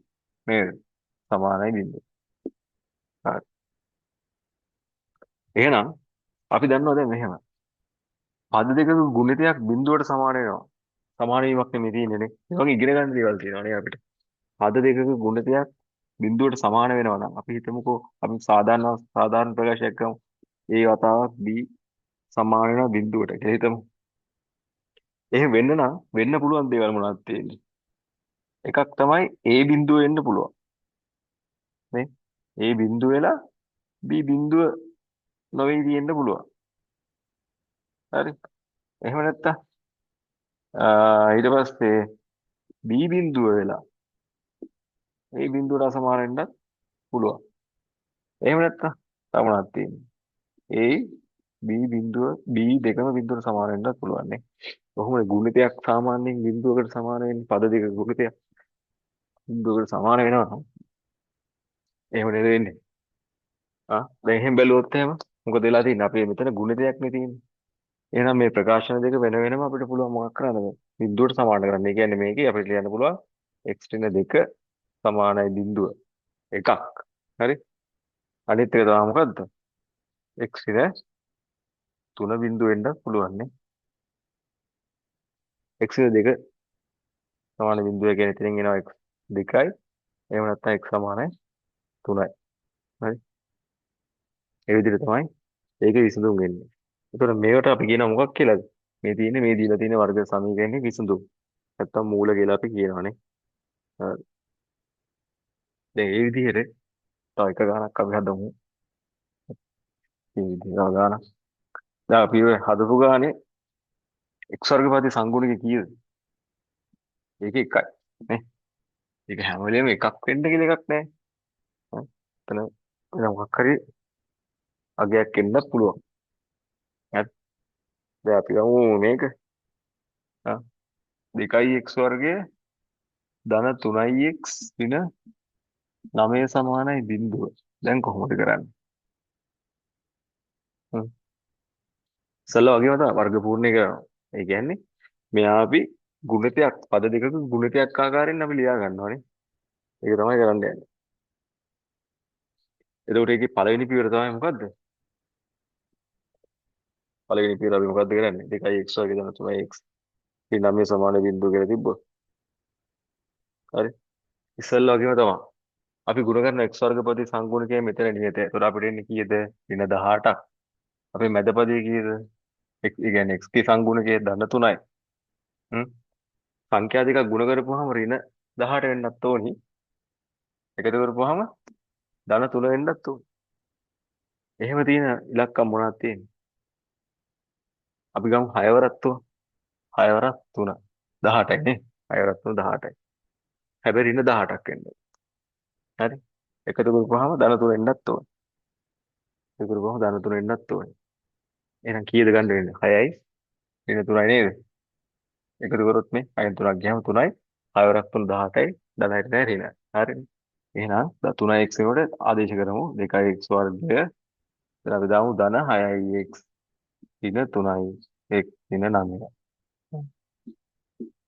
ඒ පියවර ලියා ගන්න එක තමයි ටිකක් හිතන්න තියෙන්නේ. ඊට පස්සේ සාමාන්‍යද සුළු කරන් යන්න තියෙන්නේ. දැන් මොකද කරන්නේ? මෙතනින් අපි ගමු 2x එකක් එළියට නේ. 2x x මෙතන ධන 3යි. මෙතන අපි ගමු ඍණ එකක්. ඍණ එකක්ද ගන්නේ නැහැ. අපි ගමු ඍණ 3ක්. x ධන 3 සමානයි බිඳුවයි නේ. මේ තියෙන්නේ කවුද? 2x ඍණ 3යි x ධන 3යි සමානයි බිඳුවයි නේ. දැන් මොකද කරන්නේ? ඉස්සෙල්ලාගෙම තමයි මෙයා බිඳුව සමාන කරනවා මෙයා බිඳුව සමාන කරනවා වෙන වෙනම. එහෙනම් 2යි x ඍණ 3 බිඳුවට සමාන කරොත් මොකද වෙන්නේ? x සමානයි 3 බෙදීම 2යි. හරි. x ධන 3 බිඳුවට සමාන වුණොත් එහෙනම් මොකද වෙන්නේ? x සමානයි ඍණ 3 කියලා එනවා. තමයි එහෙනම් සමීකරණේ විසඳුම් වෙන්නේ. හරි නේද? බලන්න තනියම ලියන්න පුළුවන් ද කියන try එකක් දෙන්න.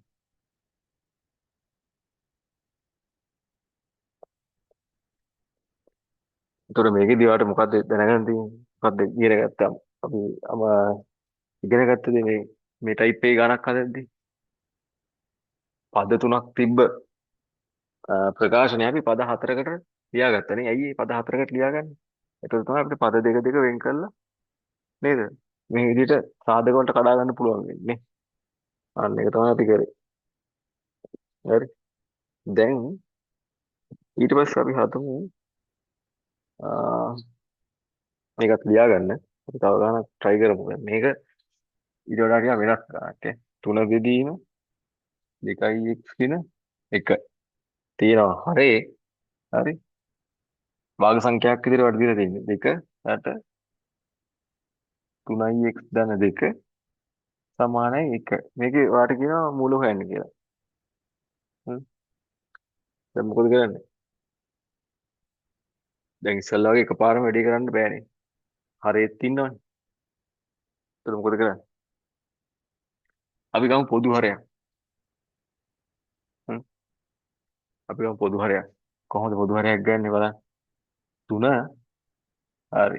ඉස්සලා අපි හරය ලියමු. කවුද පොදු හරය? ඔබ දන්නවා. කුඩා පොදු ගුණාකාරය කියන්නේ කොහොමද? මෙයාව තාක් මෙයා නේද?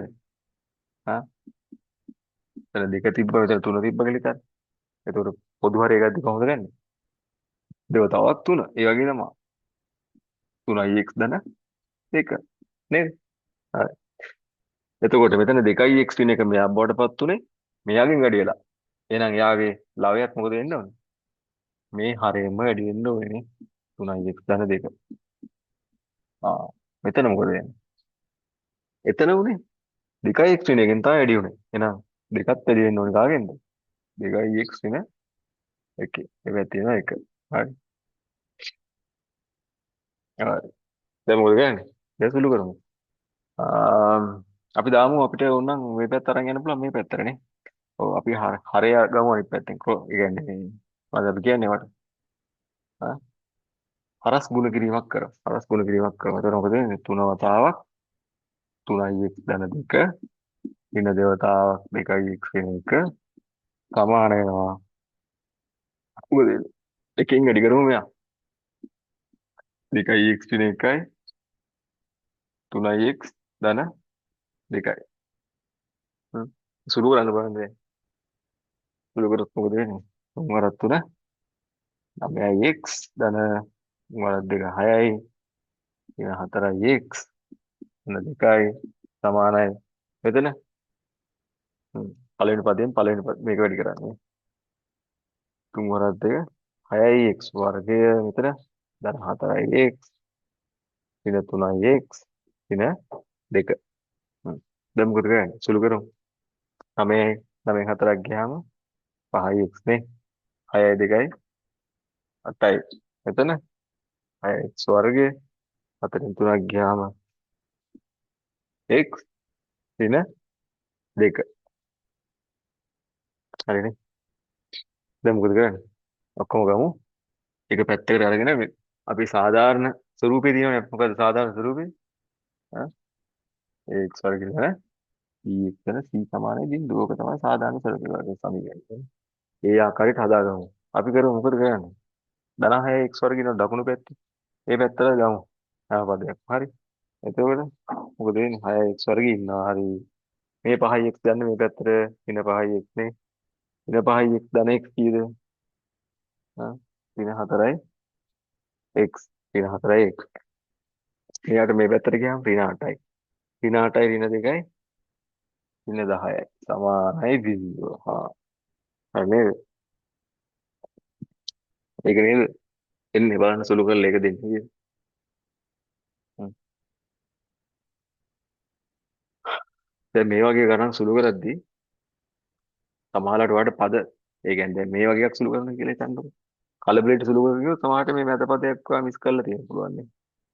එහෙම සුළු කරා මේ මැද පදයක් මිස් කරලා ඊට පස්සේ ආ ඊළඟ පියවරත් කියලා පස්සේ ගිහිල්ලා අන්තිමට උත්තරේ නැතුණම තමයි බලන්නේ මොකක්ද වෙලා තියෙන්නේ කියලා. ඒ නිසා සුළු කිරීම කරද්දී කල්පනායෙන් කරන්න ඕනේ නේද?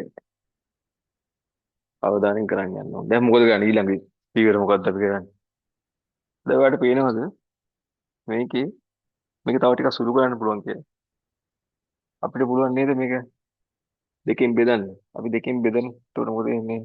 3යි x වර්ගය ඍණ 2යි x ඍණ 5 සමානයි බිඳුව කියනවා නේද? ආ හරිනේ. දැන් මොකද කරන්නේ?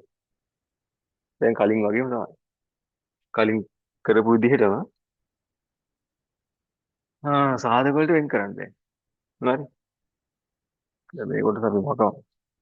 මේක වලියා ගන්න නැතිනේ. නේ. හරි. වෙන් කරන්න බලන්න සාධක වලට. පද 3යි තියෙන්නේ. 3 4කට වැඩි කරගන්න. අප එක පදයක් එකතු කරගන්න. ඒක තමයි කරන්නේ. කොහොමද කරන්නේ? x වර්ග වෙන සංගුණකය වැඩි කරලා බලනවා නියතේ. කීයද? 15ක් වෙන්නේ. මැද පදේ තියෙනවා ඍණ 2ක්. ගුණ කරාම ඍණ 15යි. එකතු කරපුවාම ඍණ 2ක් කෙනෙක් විදිහට හදා ගන්නවා. කොහොමද හදන්නේ? ගුණ කරාම නම් ටිකක් පේනවා 5 වරක් 3 15ක් එනවනේ. 3 3 15ක් එනවා. ඍණ 5ට ඍණ 5ේ ධන 3යි ගන්න. ඍණ 5ේ ධන 3. හරි ඍණ 15 එනවනේ. ඍණ 5ට ධන 3ක් එකතු කරමු. ඍණ 2ක් එනවනේ. එහෙනම් කවුද? ඍණ 5යි ධන 3යි කියලා තමයි අපි දාගන්න ඕනේ. එහෙනම් අපි දාමු 3x වර්ගය ඍණ 5x නේ ධන 3x ඍණ 5 සමානයි බිඳුව. නේ මෙතන තිබ්බ මේ ඍණ 2 වෙනුවට තමයි මේක ලියාගත්තේ. හරි. දැන් මොකද කරන්නේ? දැන් ගන්න මෙතන කළා වගේම පොදු පද ගන්න එළියට x එකක් ගන්න තියෙනවා. එතකොට 3x ඍණ 5 එනවනේ. එතනින් ගන්න එකක් 3x ඍණ 5 සමානයි බිඳුව. හරි. එහෙනම් මොකද වෙන්නේ? x ධන 1යි 3x ඍණ 5යි සමානයි බිඳුව.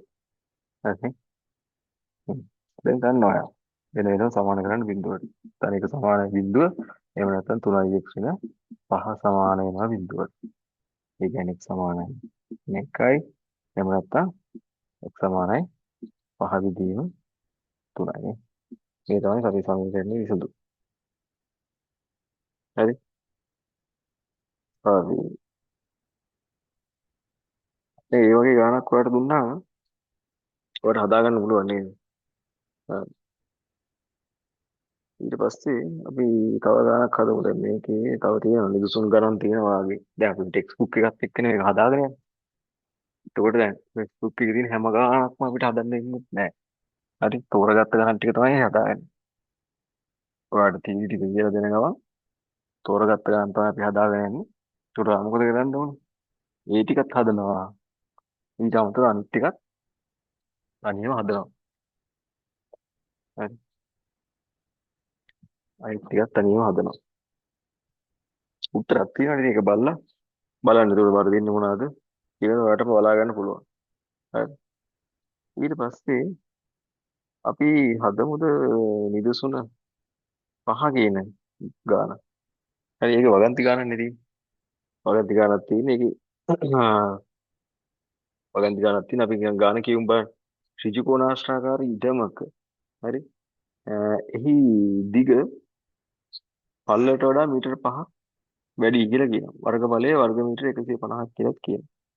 ඊට මේ පළල මීටර x ලෙසගෙන දිග සඳහා ප්‍රකාශනයක් ලියන්න කියලා තමයි කියන්නේ. හරි.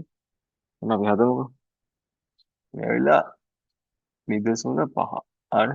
example 5 එක තමයි මේ හදන්න යන්නේ. හ්ම්. හරි. ඒකට මේ අපිට ගන්න කියන්නේ මොකද්ද?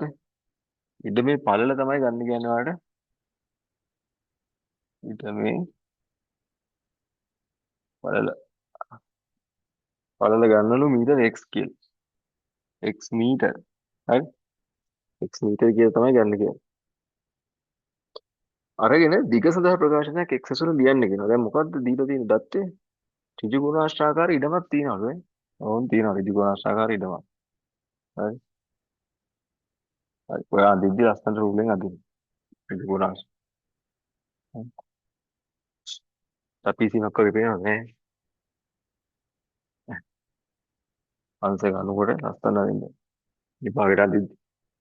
එතකොට දැන් අපි මේකේ පළල ගත්තා x කියලා. හ්ම්. පළල x කියලා ගන්න කියලා තිබ්බා. x මීටර කියලා ගන්න කියලා. ඊට පස්සේ මොකද කියන්නේ? ඊටමගේ දිග පල්ලයට වඩා මීටර 5ක් වෙයි. හා සරලයි. එහෙනම් පල්ල x නම් දිග කීයද? x ධන 5යි නේද? ධන 5යි මීටර. හරිනේ.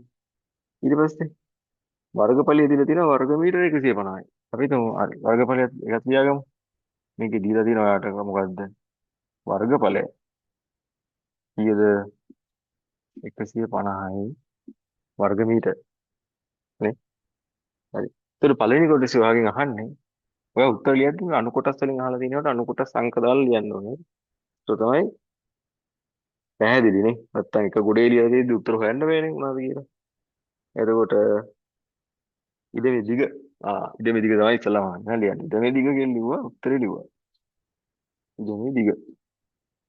අපි ලිව්වා කීයද? x ධන 5යි. ධන 5යිද? ධන 5යිද? මේ ලිව්වොත් මොකද වෙන්නේ? මේ වැරදි නේ. ඒ පළල ගන්න කියලා තියෙන්නේ මීටර x කියලානේ. මීටර. එහෙනම් දිගත් වෙන්න ඕනේ මොකද්ද? ඒකකත් එක්ක දාන්න ඕනේ නේ. මීටර කියලා දාන්න ඕනේ. හරි. ඊට පස්සේ දෙවෙනි කොටසේ කියනවා x අඩංගු සමීකරණයක් ගොඩනගන්න කියලා. දැන් කොහොමද x අඩංගු සමීකරණයක් ගොඩනගන්නේ? කොහොමද x අඩංගු සමීකරණයක් ගොඩනගන්නේ? හරි. දැන් සමීකරණයක් ගොඩනගන්න වෙන්නේ මොනවාගෙන්ද? අපිට දීලා තියෙන දත්ත පාවිච්චි කරලා තමයි සමීකරණයක් ගොඩනගන්න වෙන්නේ. හරි. එක දත්තයක් පාවිච්චි කරලා අපි දිග ලියාගත්තා. ඒක හරි. තව එක දත්තයක් තියෙනවා පාවිච්චි කරේ නැති එකක් නේ. මොකද්ද? ඒ තමයි ඊට මේ වර්ගඵලය. වර්ගමීටර 150ක් කියනවනේ. හ්ම්. එහෙනම් අපි ඒක සම්බන්ධ කරලා ලියාගමු x අඩංගු සමීකරණයක් නේ. අපි දන්නවනේ වර්ගඵලය නේද? වර්ගඵලය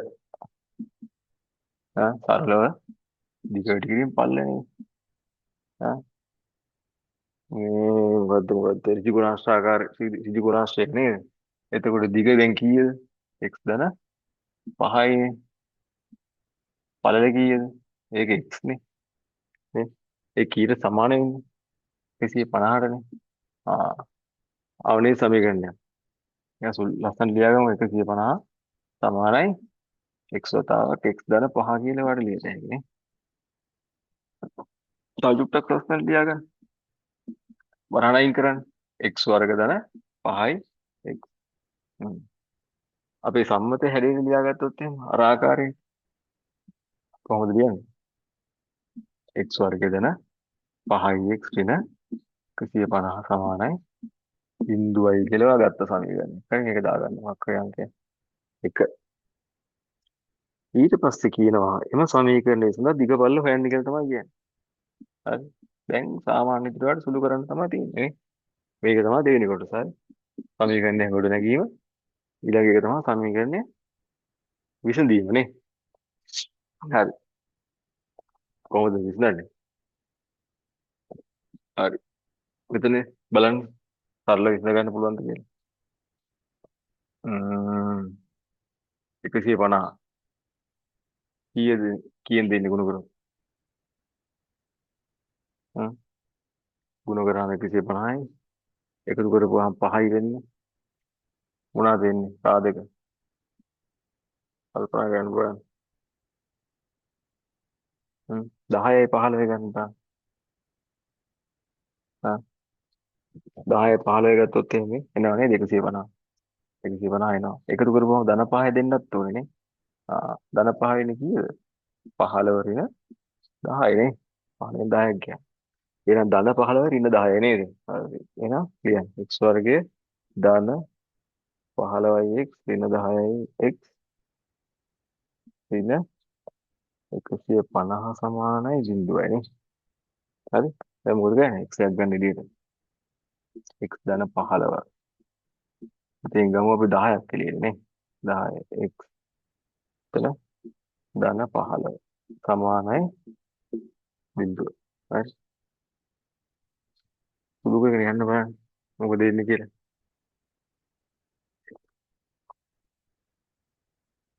ඉස්සලා වගේම x දෙනවා උත්තර දෙකක්. හරි.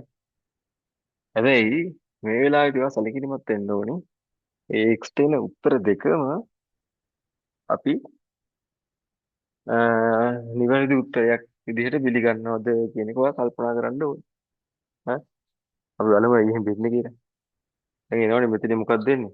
x දින 10 වතාවක් හරි x ධන 15 සමාන බිඳුව කියලා නෙන්නේ.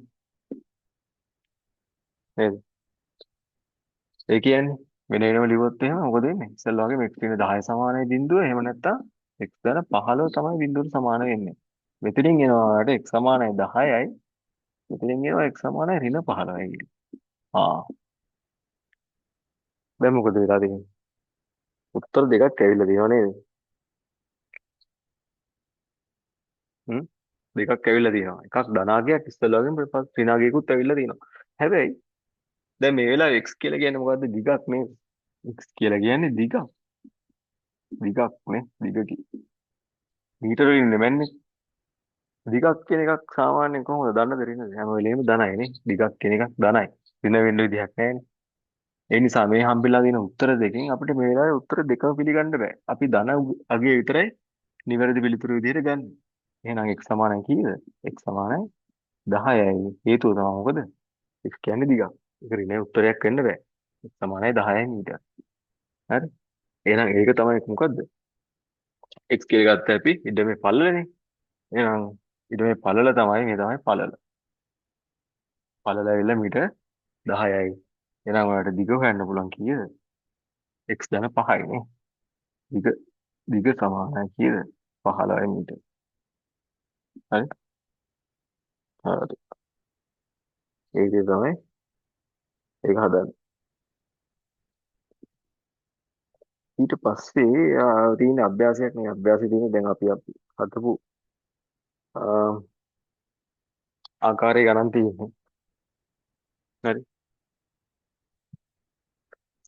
සිංහලෙන් කියලා තියෙන දේ ඔයාලට හරියට ලියා ගන්න පුළුවන් නම් ගණිතීය ප්‍රකාශනයක් විදිහට ඊට පස්සේ තියෙන මොකද සාමාන්‍ය ගණිතයේ සුළු කිරීමක් තමයි තියෙන්නේ.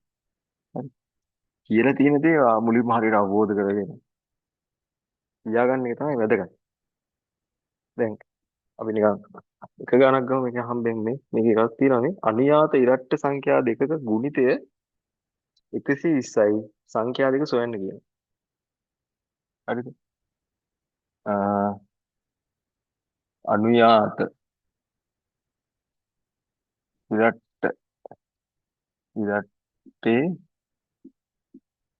අ, සංඛ්‍යා දෙකක ගුණිතය කීයද වෙලා තියෙන්නේ? 120ක් කියලා කියනවා ඈ 120යි. ඔයන් අහනවා මේ සංඛ්‍යා දෙක මොනවද කියලා. මේ සංඛ්‍යා දෙක මොනවද කියලා තමයි අහන්නේ. මේ සිංහලෙන් ඉඳලා තියෙන දා. ඒකට ඔයක ගණිතේ ප්‍රකාශනයක් කරලා ලියා ගන්න ඕනේ. කොහොමද කියන්නේ? අපි හිතමු මෙහෙම. අපි ගමු දැන් අනුයාත කියන විදිහට මොකක්ද අනුයාත කියන්නේ? එක ළඟ පිහිටිනවා කියන එකනේ. යාබද කියන එකමනේ අනුයාත කියන්නේ.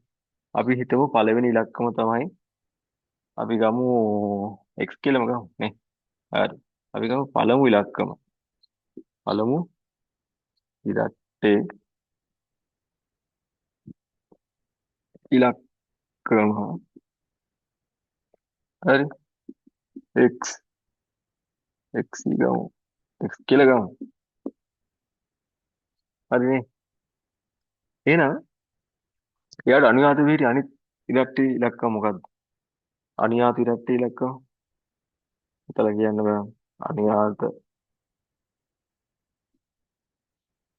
ඉලක්කේ ඉලක්කම කීයද කියලා.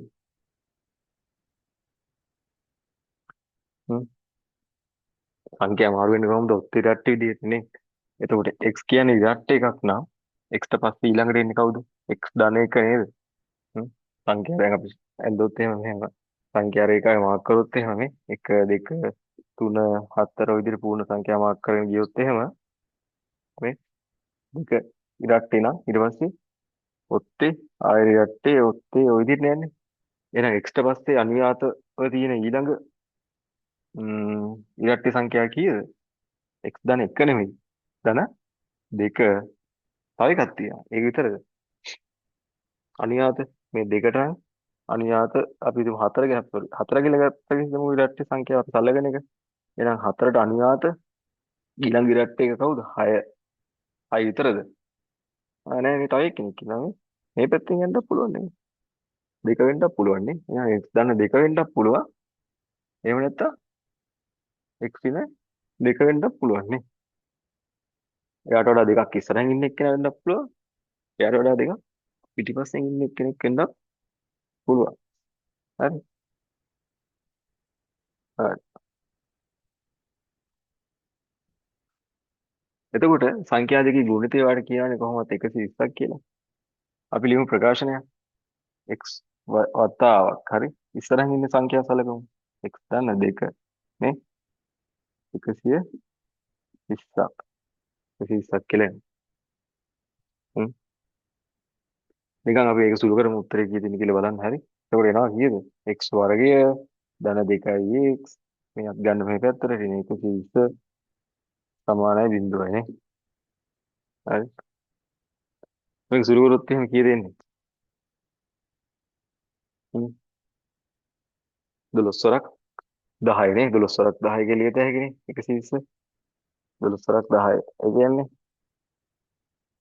12x ඉන්න 10x නේද? ඉතින් 120 සමානයි බිඳුව. දැන් පාඩ එක ලියත හැකි එකපාරම නේ. මේ කියලා දුන්න විදිහට හිතලා ලියන්න පුළුවන්. ඊට පස්සේ මොකද කරන්නේ අපි එතනින්? ගමු x එකක් එළියට. x දැන් 12යි. මෙතන ඉන්න 10යි. x දැන් 12යි සමානයි බිඳුවයි නේ. හරි. සුදු කරන්න බලන්න. බලන්න x ට කීයද ඉන්නේ කියලා.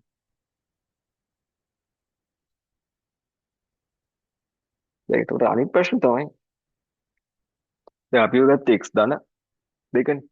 x ඍණ දෙක ගත්තොත් මොකක් වෙයි? නේද? එකක් ගන්න පුළුවන්. අපි මේක ලියමු. ඉතින් කවුද එන්නේ අපි සාධක දෙක x ධන 12 12යි අනිත් එක්කෙනා x ඍණ 10යි නේ. මේ දෙන්නගේ ගුණිතය තමයි බිඳුවට සමාන වෙන්නේ. එහෙනම් x සමානයි ඍණ 12 එහෙම නැත්නම් x සමානයි 10යි. ඔය කියන අවස්ථා දෙකේ තමයි මේ ගුණිතය බිඳුවට සමාන වෙන්නේ. හරි. එහෙනම් x ඍණ 12 එහෙම නැත්නම් x සමානයි 10යි කියලා තමයි එන්නේ. එහෙනම් සංඛ්‍යා දෙක කවුද? x 10 වුණොත් එහෙනම් ධන සංඛ්‍යා අපි ගමු. x 10යි නම් හරි. පළවෙනි ඉලක්කම 10යි නම් ඊළඟ ඉලක්කම කවුද? x1 කියලා ගමු. එහෙනම් ඊළඟ ඉරට්ටේ සංඛ්‍යාව x ධන දෙකනේ 12යි නේ. 12 හරිනේ 120 වෙනවනේ. හරි. ඒක ඍණ 12ට ගන්න පුළුවන්ද? ඔය ඍණ 12 ගත්තොත් මොකද වෙන්නේ? x සමානයි ඍණ 12 වුණොත් එහෙම ඍණ 12 කියලා ගත්තොත් එහෙම ගන්න බෑ නේද? හ්ම් ඍණ 12යි. ඍණ 12යි. එහෙම වුණොත් එහෙනම් ඊළඟ සංඛ්‍යාව කවුද එන්නේ? ධන දෙකක් ආවොත් එහෙම ඍණ 10යි නේ. ඍණ 10යි. ඍණ 12 ධන දෙක ගුණ කරොත් ඒත් 120යි නේ. ඒත් 120යි. අනුයාත ඉරට්ට සංඛ්‍යා දෙකක ගුණිතය කියනවා කියන්නේ නේ. හ්ම්. ඒ නිසා ඒ සංඛ්‍යා මේකත් ඔයාලට ගන්න පුළුවන් ඒක උත්තරයක් විදියට. ගන්න පුළුවන් ඒක ධන පිනවීම මෙතන ප්‍රශ්නයක් වෙන්නේ නැහැ. අහලා තියෙන ඉරට්ටේ සංඛ්‍යාවක් වීමනේ අහලා තියෙන්නේ. ඒ නිසා මේකත් උත්තරයක් විදියට ඔයාලට පිළිගන්න පුළුවන් මේ වෙලාවේ. හරි. දැන් ඊට පස්සේ බලන්නකෝ මෙතන ඍණ වුණොත් මොකද වෙන්නේ කියලා. අපි ගත්තේ ධන දෙකනේ. දැන් ඍණ දෙක වුණොත් එහෙනම් මොකද වෙන්නේ? ඍණ දෙක වුණොත් අපි ලියාගෙන වෙනස් මොකද බලමු මොකද වෙනස් වෙන්නේ කියලා. මෙතන එනවා ඍණ දෙකනේ. එතකොට x වර්ගයේ ඍණ 2යි x. ඍණ 120 කියලා එනවා. හරි. මොකක්ද එතකොට එන්නේ? x වර්ගයේ ඍණ 2යි x ඍණ 120 සමානයි බිඳුව කියලා වෙනස් වෙනවානේ. එතකොට මොකද වෙන්නේ? දැන් කවුද සාධක දෙක වෙන්නේ?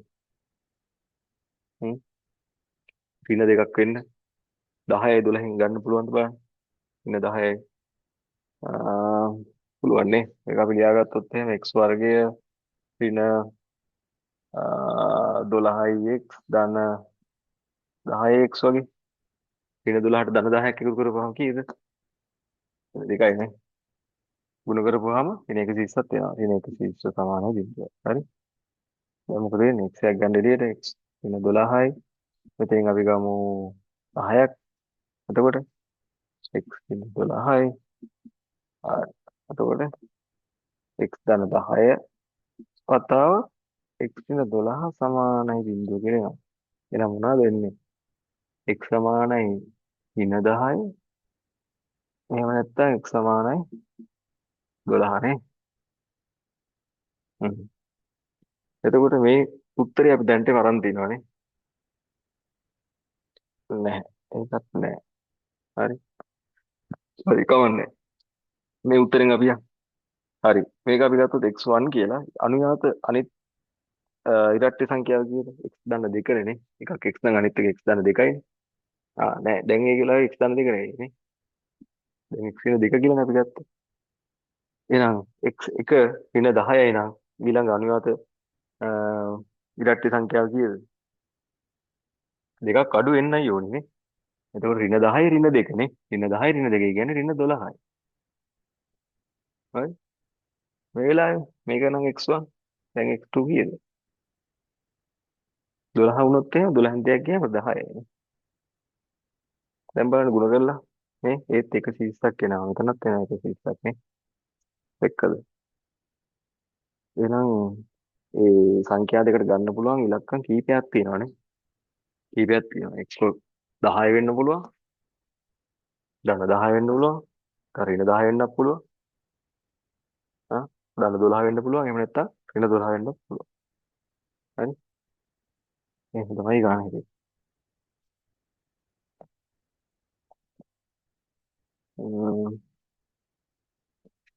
ඊට පස්සේ අපි බලමු සූත්‍රයේ භාවිතින් වර්ග සමීකරණ විසඳන්නේ කොහොමද කියන්නේ. දැන් වර්ග පූර්ණය කියන ක්‍රමය මෙතන භාවිතා වුණානේ. වර්ග පූර්ණයෙන් තමයි අපි මේ ගණන් හැදුවේ. නේද? ඔව්. වර්ග පූර්ණය කරලා තමයි හැදුවේ. දැන් ඊළඟට තියෙන්නේ සම්මත සූත්‍රයක් තියෙනවා අපිට මතක ඇති. ඔයාලට මතක ඇති සම්මත සූත්‍රයක් තියෙනවා වර්ග සමීකරණ විසඳන්න. මේ සූත්‍රය භාවිතා කරලා කොහොමද වර්ග සමීකරණයක් විසඳන්නේ කියලා තමයි අපි බලන්න යන්නේ. හරි.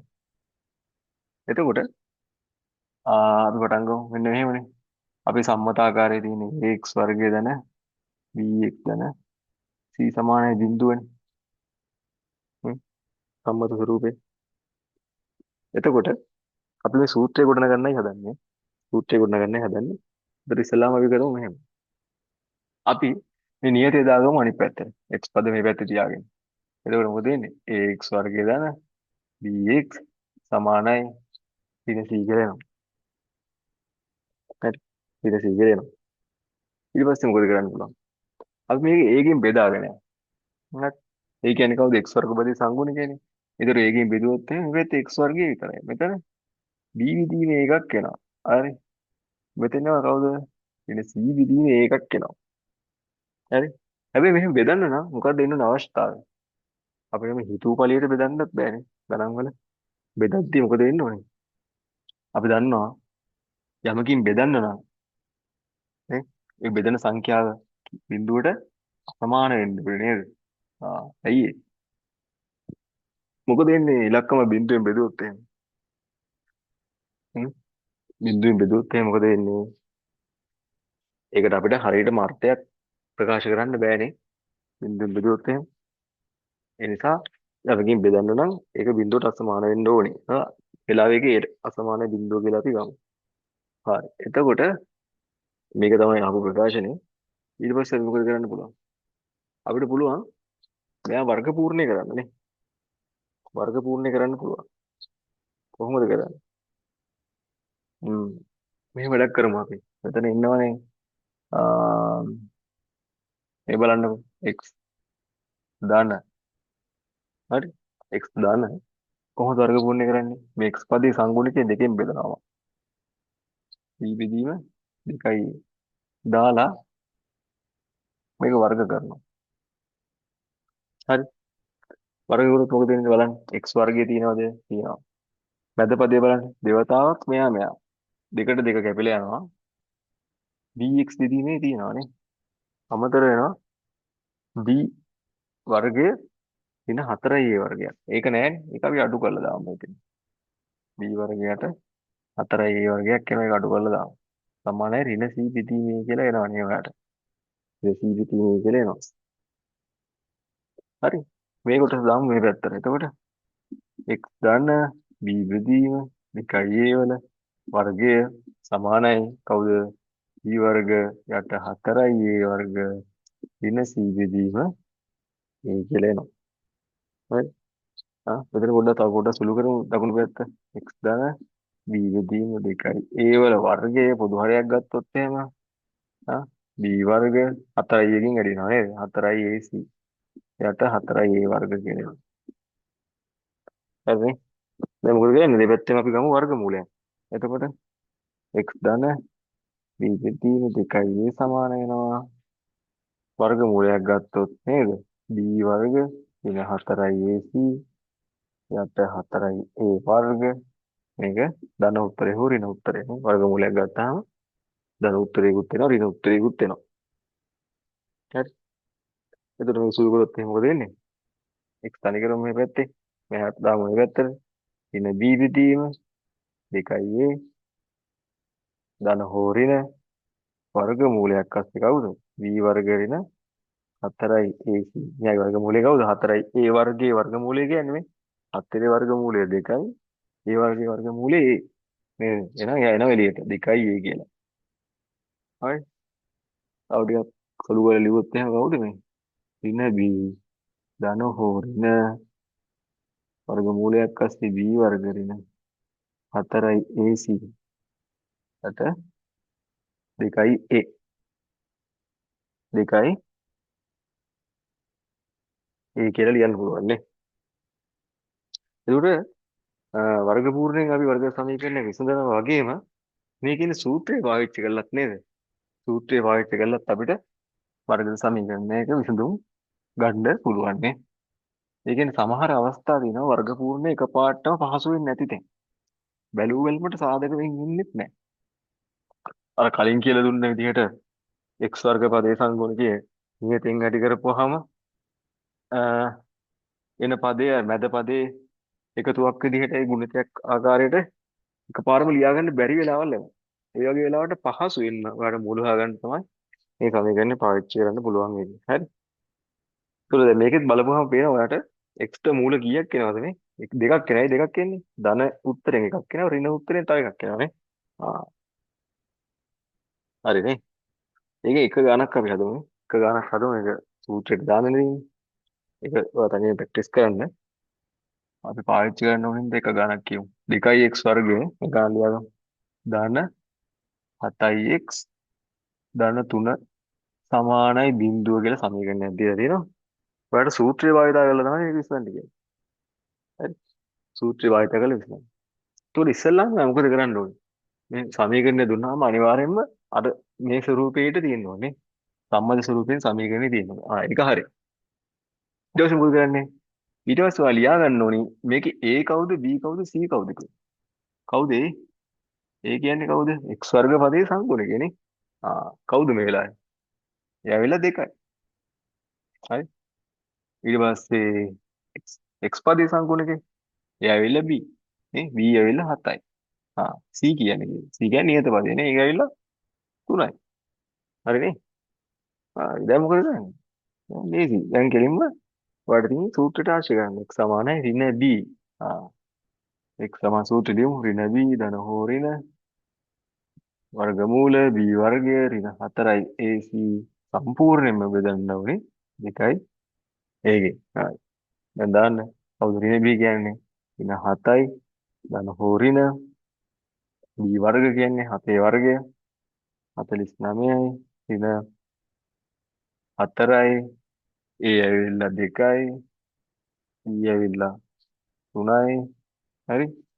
යට දෙවරක් 3 6යි නේ. සුදු කරන්න. ඍණ 7යි ධන හෝ ඍණ 49යි මෙතන කීයද? 4 වර 2 8 8 වර 3 24යි. යට 6. බලන්න.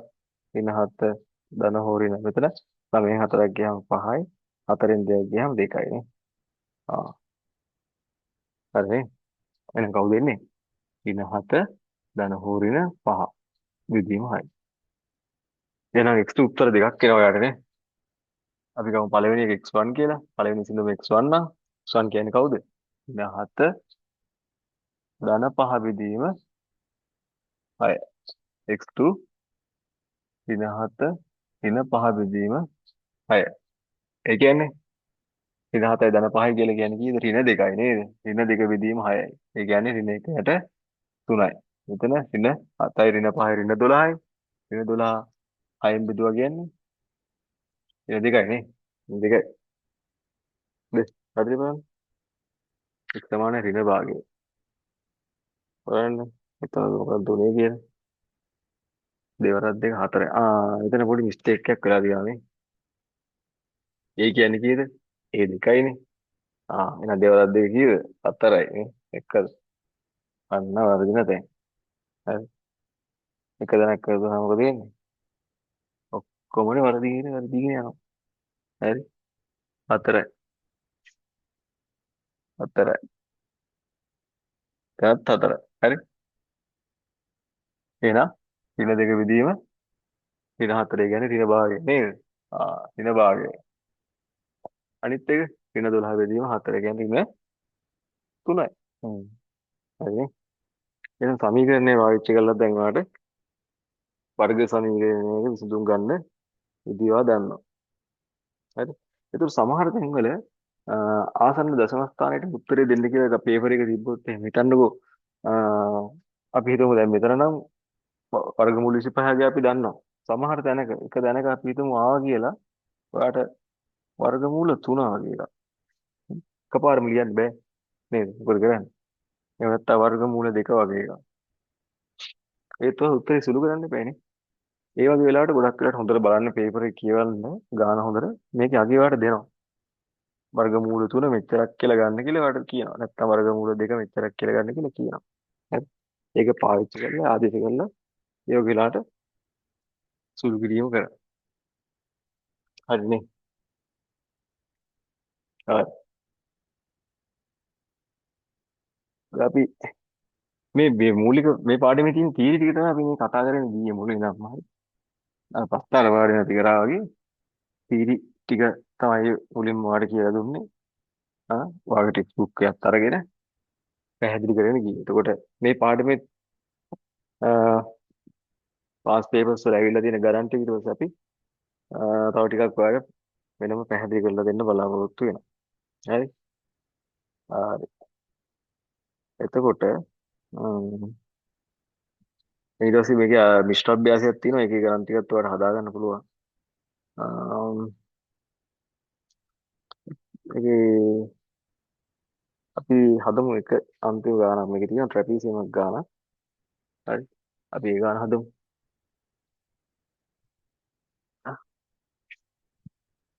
කියව ගන්න බලන්න මේකේ මිශ්‍ර අභ්‍යාස වල තියෙන හතරවෙනි ගානවා කියවන්න. මොකද්ද කියලා තියෙන්නේ කියලා. හරි. ගාන පැහැදිලිව කියලා කියවලා දීලා තියෙන දත්ත ටික පැහැදිලිව ලියාගන්න. හරි. පැහැදිලිව ලියාගන්න. මුලින්ම දත්ත ටිකව ලියා ගන්න ඕනේ. එතකොට තමයි වැඩේ කරන්න ලේසි. දැන් මේකේ අපි බලමු. මෙන්න මේ ආකාරයේ ට්‍රැපීසියමක් තමයි ඔයාලට දීලා තියෙන්නේ. හරි. ඔන්න ඔහොම එකක් දීලා තියෙනවා. කොහොමද නම් කරලා තියෙන්නේ? A B C D කියලා නම් කරලා තියෙනවා. හරි. ට්‍රැපීසියමක මොනවද ලක්ෂණ? ට්‍රැපීසියමක් වෙන්නේ කොහොමද? චතුරස්‍රයක් ට්‍රැපීසියමක් වෙන්නේ කොහොමද? සමාන්තර පාද යුගලක් තියෙනවා නේ. නැත්තම් කොහොමද? සමාන්තර පාද යුගලක් තියෙනවා නේ. චතුරස්‍රයක සමාන්තර පාද යුගලක් තියෙනවා. සම්මුඛ පාද යුගලක් සමාන්තර වන චතුරස්‍රයක්. මේක සමාන ට්‍රැපීසියමක් කියලා කියන්නේ. ඔව්. සම්මුඛ පාද යුගලක් සමාන්තර චතුරස්‍රයක්. මේ පාදෙට මේ පාදේ සමාන්තරයි. මේ පාදෙට මේ පාදෙට අනිත් පාදයකට සමාන්තර වුණොත් එහෙනම් මොකද වෙන්නේ? ඒක සමාන්තර රාශියක් කියනවනේ. සමාන්තර රාශියක් කියනවා අපි දන්නවා. හරි. ඒතර ABCD ට්‍රැපීසියමක් කියලා දීලා තියෙනවා. ඊට අමතරව දීලා තියෙනවා එයා AD සමානයිලු CDට. AD CD දිග සමානයි කියලා දීලා තියෙනවා. හරි. AD සමානයි CD කියලා දත්තයක් දීලා තියෙනවා. ඊට පස්සේ එයා කියනවා මෙන්න මේ පාදයේ දිග x ලු මේ පාදයේ දිග x ධන 4යිලු. මේක අපි දන්නවා ලම්බකයි කියලා. එතන 4යි කියලා දීලා තියෙනවා. ඊට පස්සේ කියනවා ට්‍රපීසියමේ වර්ගඵලයේ වර්ග සෙන්ටිමීටර් 12යි නම් ආ මෙයා කියනවා ට්‍රපීසියමේ වර්ගඵලය අපි හිතමු කැපිටල් A කියලා. හරි? ඒක වර්ග සෙන්ටිමීටර් 12යි නම් එයා කියනවා x වර්ගයේ ධන 2x දින 12 සමානයි බිඳුව මගින් x යගේ සපුරාලන බව පෙන්වන්න කියලා කියනවා. හරි? සමාන්තර රාශියේ වර්ගඵලය මෙච්චරයි නම් මෙන්න මේ සමීකරණයේ x වල අගය සපුරාලනවා කියලා පෙන්වන්න කියලා කියනවා. ඒ කියන්නේ මෙන්න මේ සමීකරණයව කොහොමද අරන් පෙන්වන්න ඕනේ මේ දීලා තියෙන දත්තවල. කොහොමද කරන්න වෙන්නේ? අපිට දීලා තියෙන්නේ මොනවද? දීලා තියෙන්නේ මේකේ වර්ගඵලය. එහෙනම් අපි වර්ගඵලයට සමීකරණයක් ලියමු. හරි?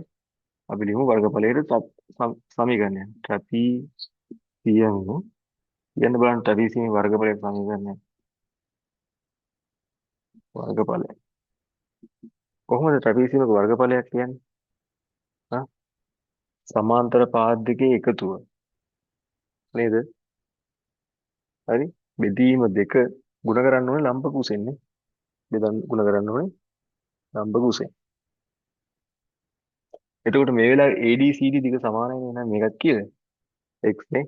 එහෙනම් අපි ඉස්සරහම ලියමුකෝ මෙයාගේ වර්ගඵලයට සමීකරණ මේ දීලා තියෙන අක්ෂර වලින් සමාන්තර පාද දෙක එකතුව කවුද? AB එකක් අනිත් එක තමයි CD. එහෙනම් AB ධන CD පාද දෙක එකතු කරා දෙකෙන් බෙදුවා වැඩි කරා ලම්බ කුසෙන් මේ පාද දෙක අතර ලම්බ කුස කවුද? මේ තියෙන්නේ AD හරිනේ. දැන් මුල්ගෙන ආල්ජි ගන්න බලන්න. AB කියන්නේ කවුද? AB වෙලා x ධන 4යි. හරි. CD කියන්නේ කවුද? එයා ඇවිල්ලා x බෙදීම 2යි. මේක වැඩි කරන්න ඕනේ AD ලම්බ කුසෙන් x කියන. ටැපීසි වර්ගඵලය කියන්නේ දීලා තියෙන වර්ග සෙන්ටිමීටර් 12යි. හරි. දැන් මොකද කරන්නේ සුළු කරමු. මේ දෙක දාන්න මේ පැත්තට. එතකොට මොකද වෙන්නේ? 24ක් කියලා එනවා නේද? හරස් ගුණක තමයි 24යි. එතන x 2යි x. හරි. x 2යි x 2යි x ධන 4. 2යි x ධන 4. වතාව x. එහෙම නේද? සුළු කරන්න 24යි 2යි x වර්ගය ධන 4යි x. හරි. ඔක්කොම ගමු එක පැත්තකට 2යි x වර්ග ධන 4යි x වෙන 24 සමානයි බිඳුවයි. දෙකෙන් බෙදමු. එතකොට x වර්ගය ධන 2යි x වෙන 12 සමානයි බිඳුවයි. හරි. හරි නේද? අපි පෙන්වන්න කියන්නේ මේ සමීකරණය තමයි. දැන් එහෙනම් මේ සමීකරණය මේ ක්‍රියාවේ සපුරාලනවා කියලා අපි පෙන්වනවා. ඊට පස්සේ කියනවා වර්ග පූර්ණයෙන් හෝ අනුක්‍රමයකින් ඉහත එකෙහි වර්ග සමීකරණ විසඳා x යගේ ආසන්න පළමු දශම ස්ථානයට සොයන්න. එක්ක වර්ග පූර්ණ කරන්න. නැත්නම් අනිත් ක්‍රමය භාවිත කරන්න. ඒ කියන්නේ එක්ක වර්ග පූර්ණ කරන්න පුළුවන්. එහෙම නැත්නම් ඔයාලට සූත්‍රය පාවිච්චි කරලා විසඳන්නත් පුළුවන්. හරි? මොකෙන්ද ලේසි? වර්ග පූර්ණ කරොත් එහෙනම් මොකද වෙන්නේ?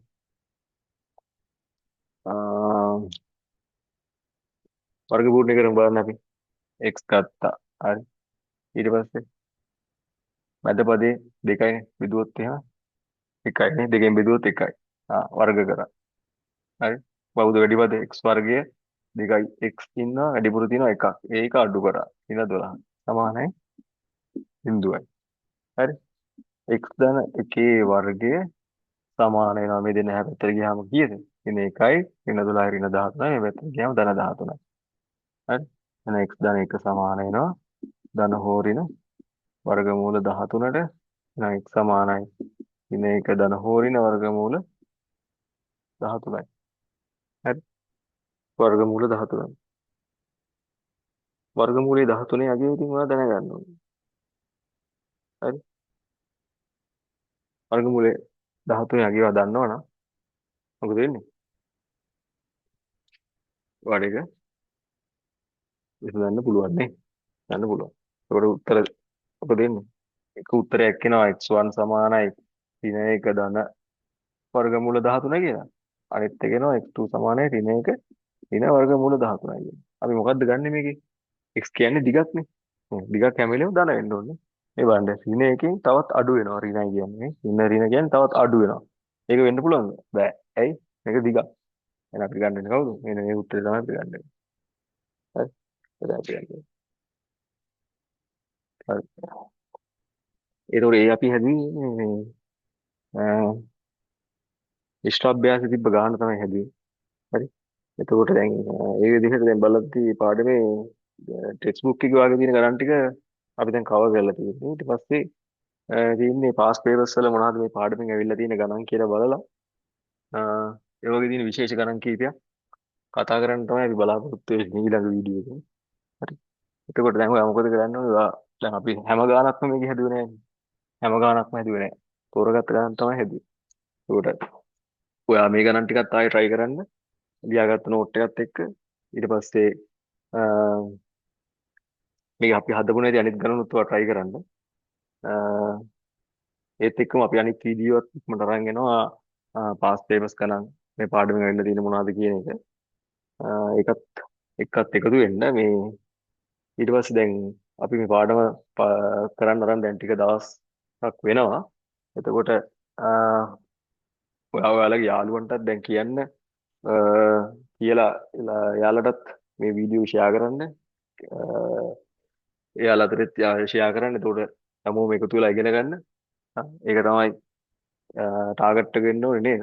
හැමෝම ඉගෙන ගන්න ඕනේ. හරි. එතකොට අනිත් පාඩම් ටිකත් අපි එහෙනම් ඉක්මනටම පුළුවන් ඉක්මනටම මේ ඕලෙවල් සත්කාර කියන වැඩසටහන් මාලාවෙන් අරන් එන්න බලාපොරොත්තු වෙනවා. එතකන් වැඩ කරගෙන ඉන්න ඔයාලට තියෙන ප්‍රශ්න මොනවද තියෙනවනම් මේ පාඩමේ මොනවද ප්‍රශ්න ඔයාලට එනවනම් එදත් මම සඳහන් කරා මෙන්න මේ තියෙන දුරකථන අංකයට ඔයාලගේ ගැටලු තියෙන ඒවා යොමු කරන්න. අපි පුළුවන් ආකාරයෙන් ඒවටත් උදව් උපකාර කරන්න. හරි. හරි. එහෙනම් මේ පාඩමේ ඊළඟ වීඩියෝ එකේ හරි ප්‍රශ්න විභාග ගැටලු සාකච්ඡා කරන වීඩියෝ එකකින් එකතු වෙනකම් එකතු වීම බලාපොරොත්තු වෙමින් අපි සමුගන්නවා. සුබ දවසක්.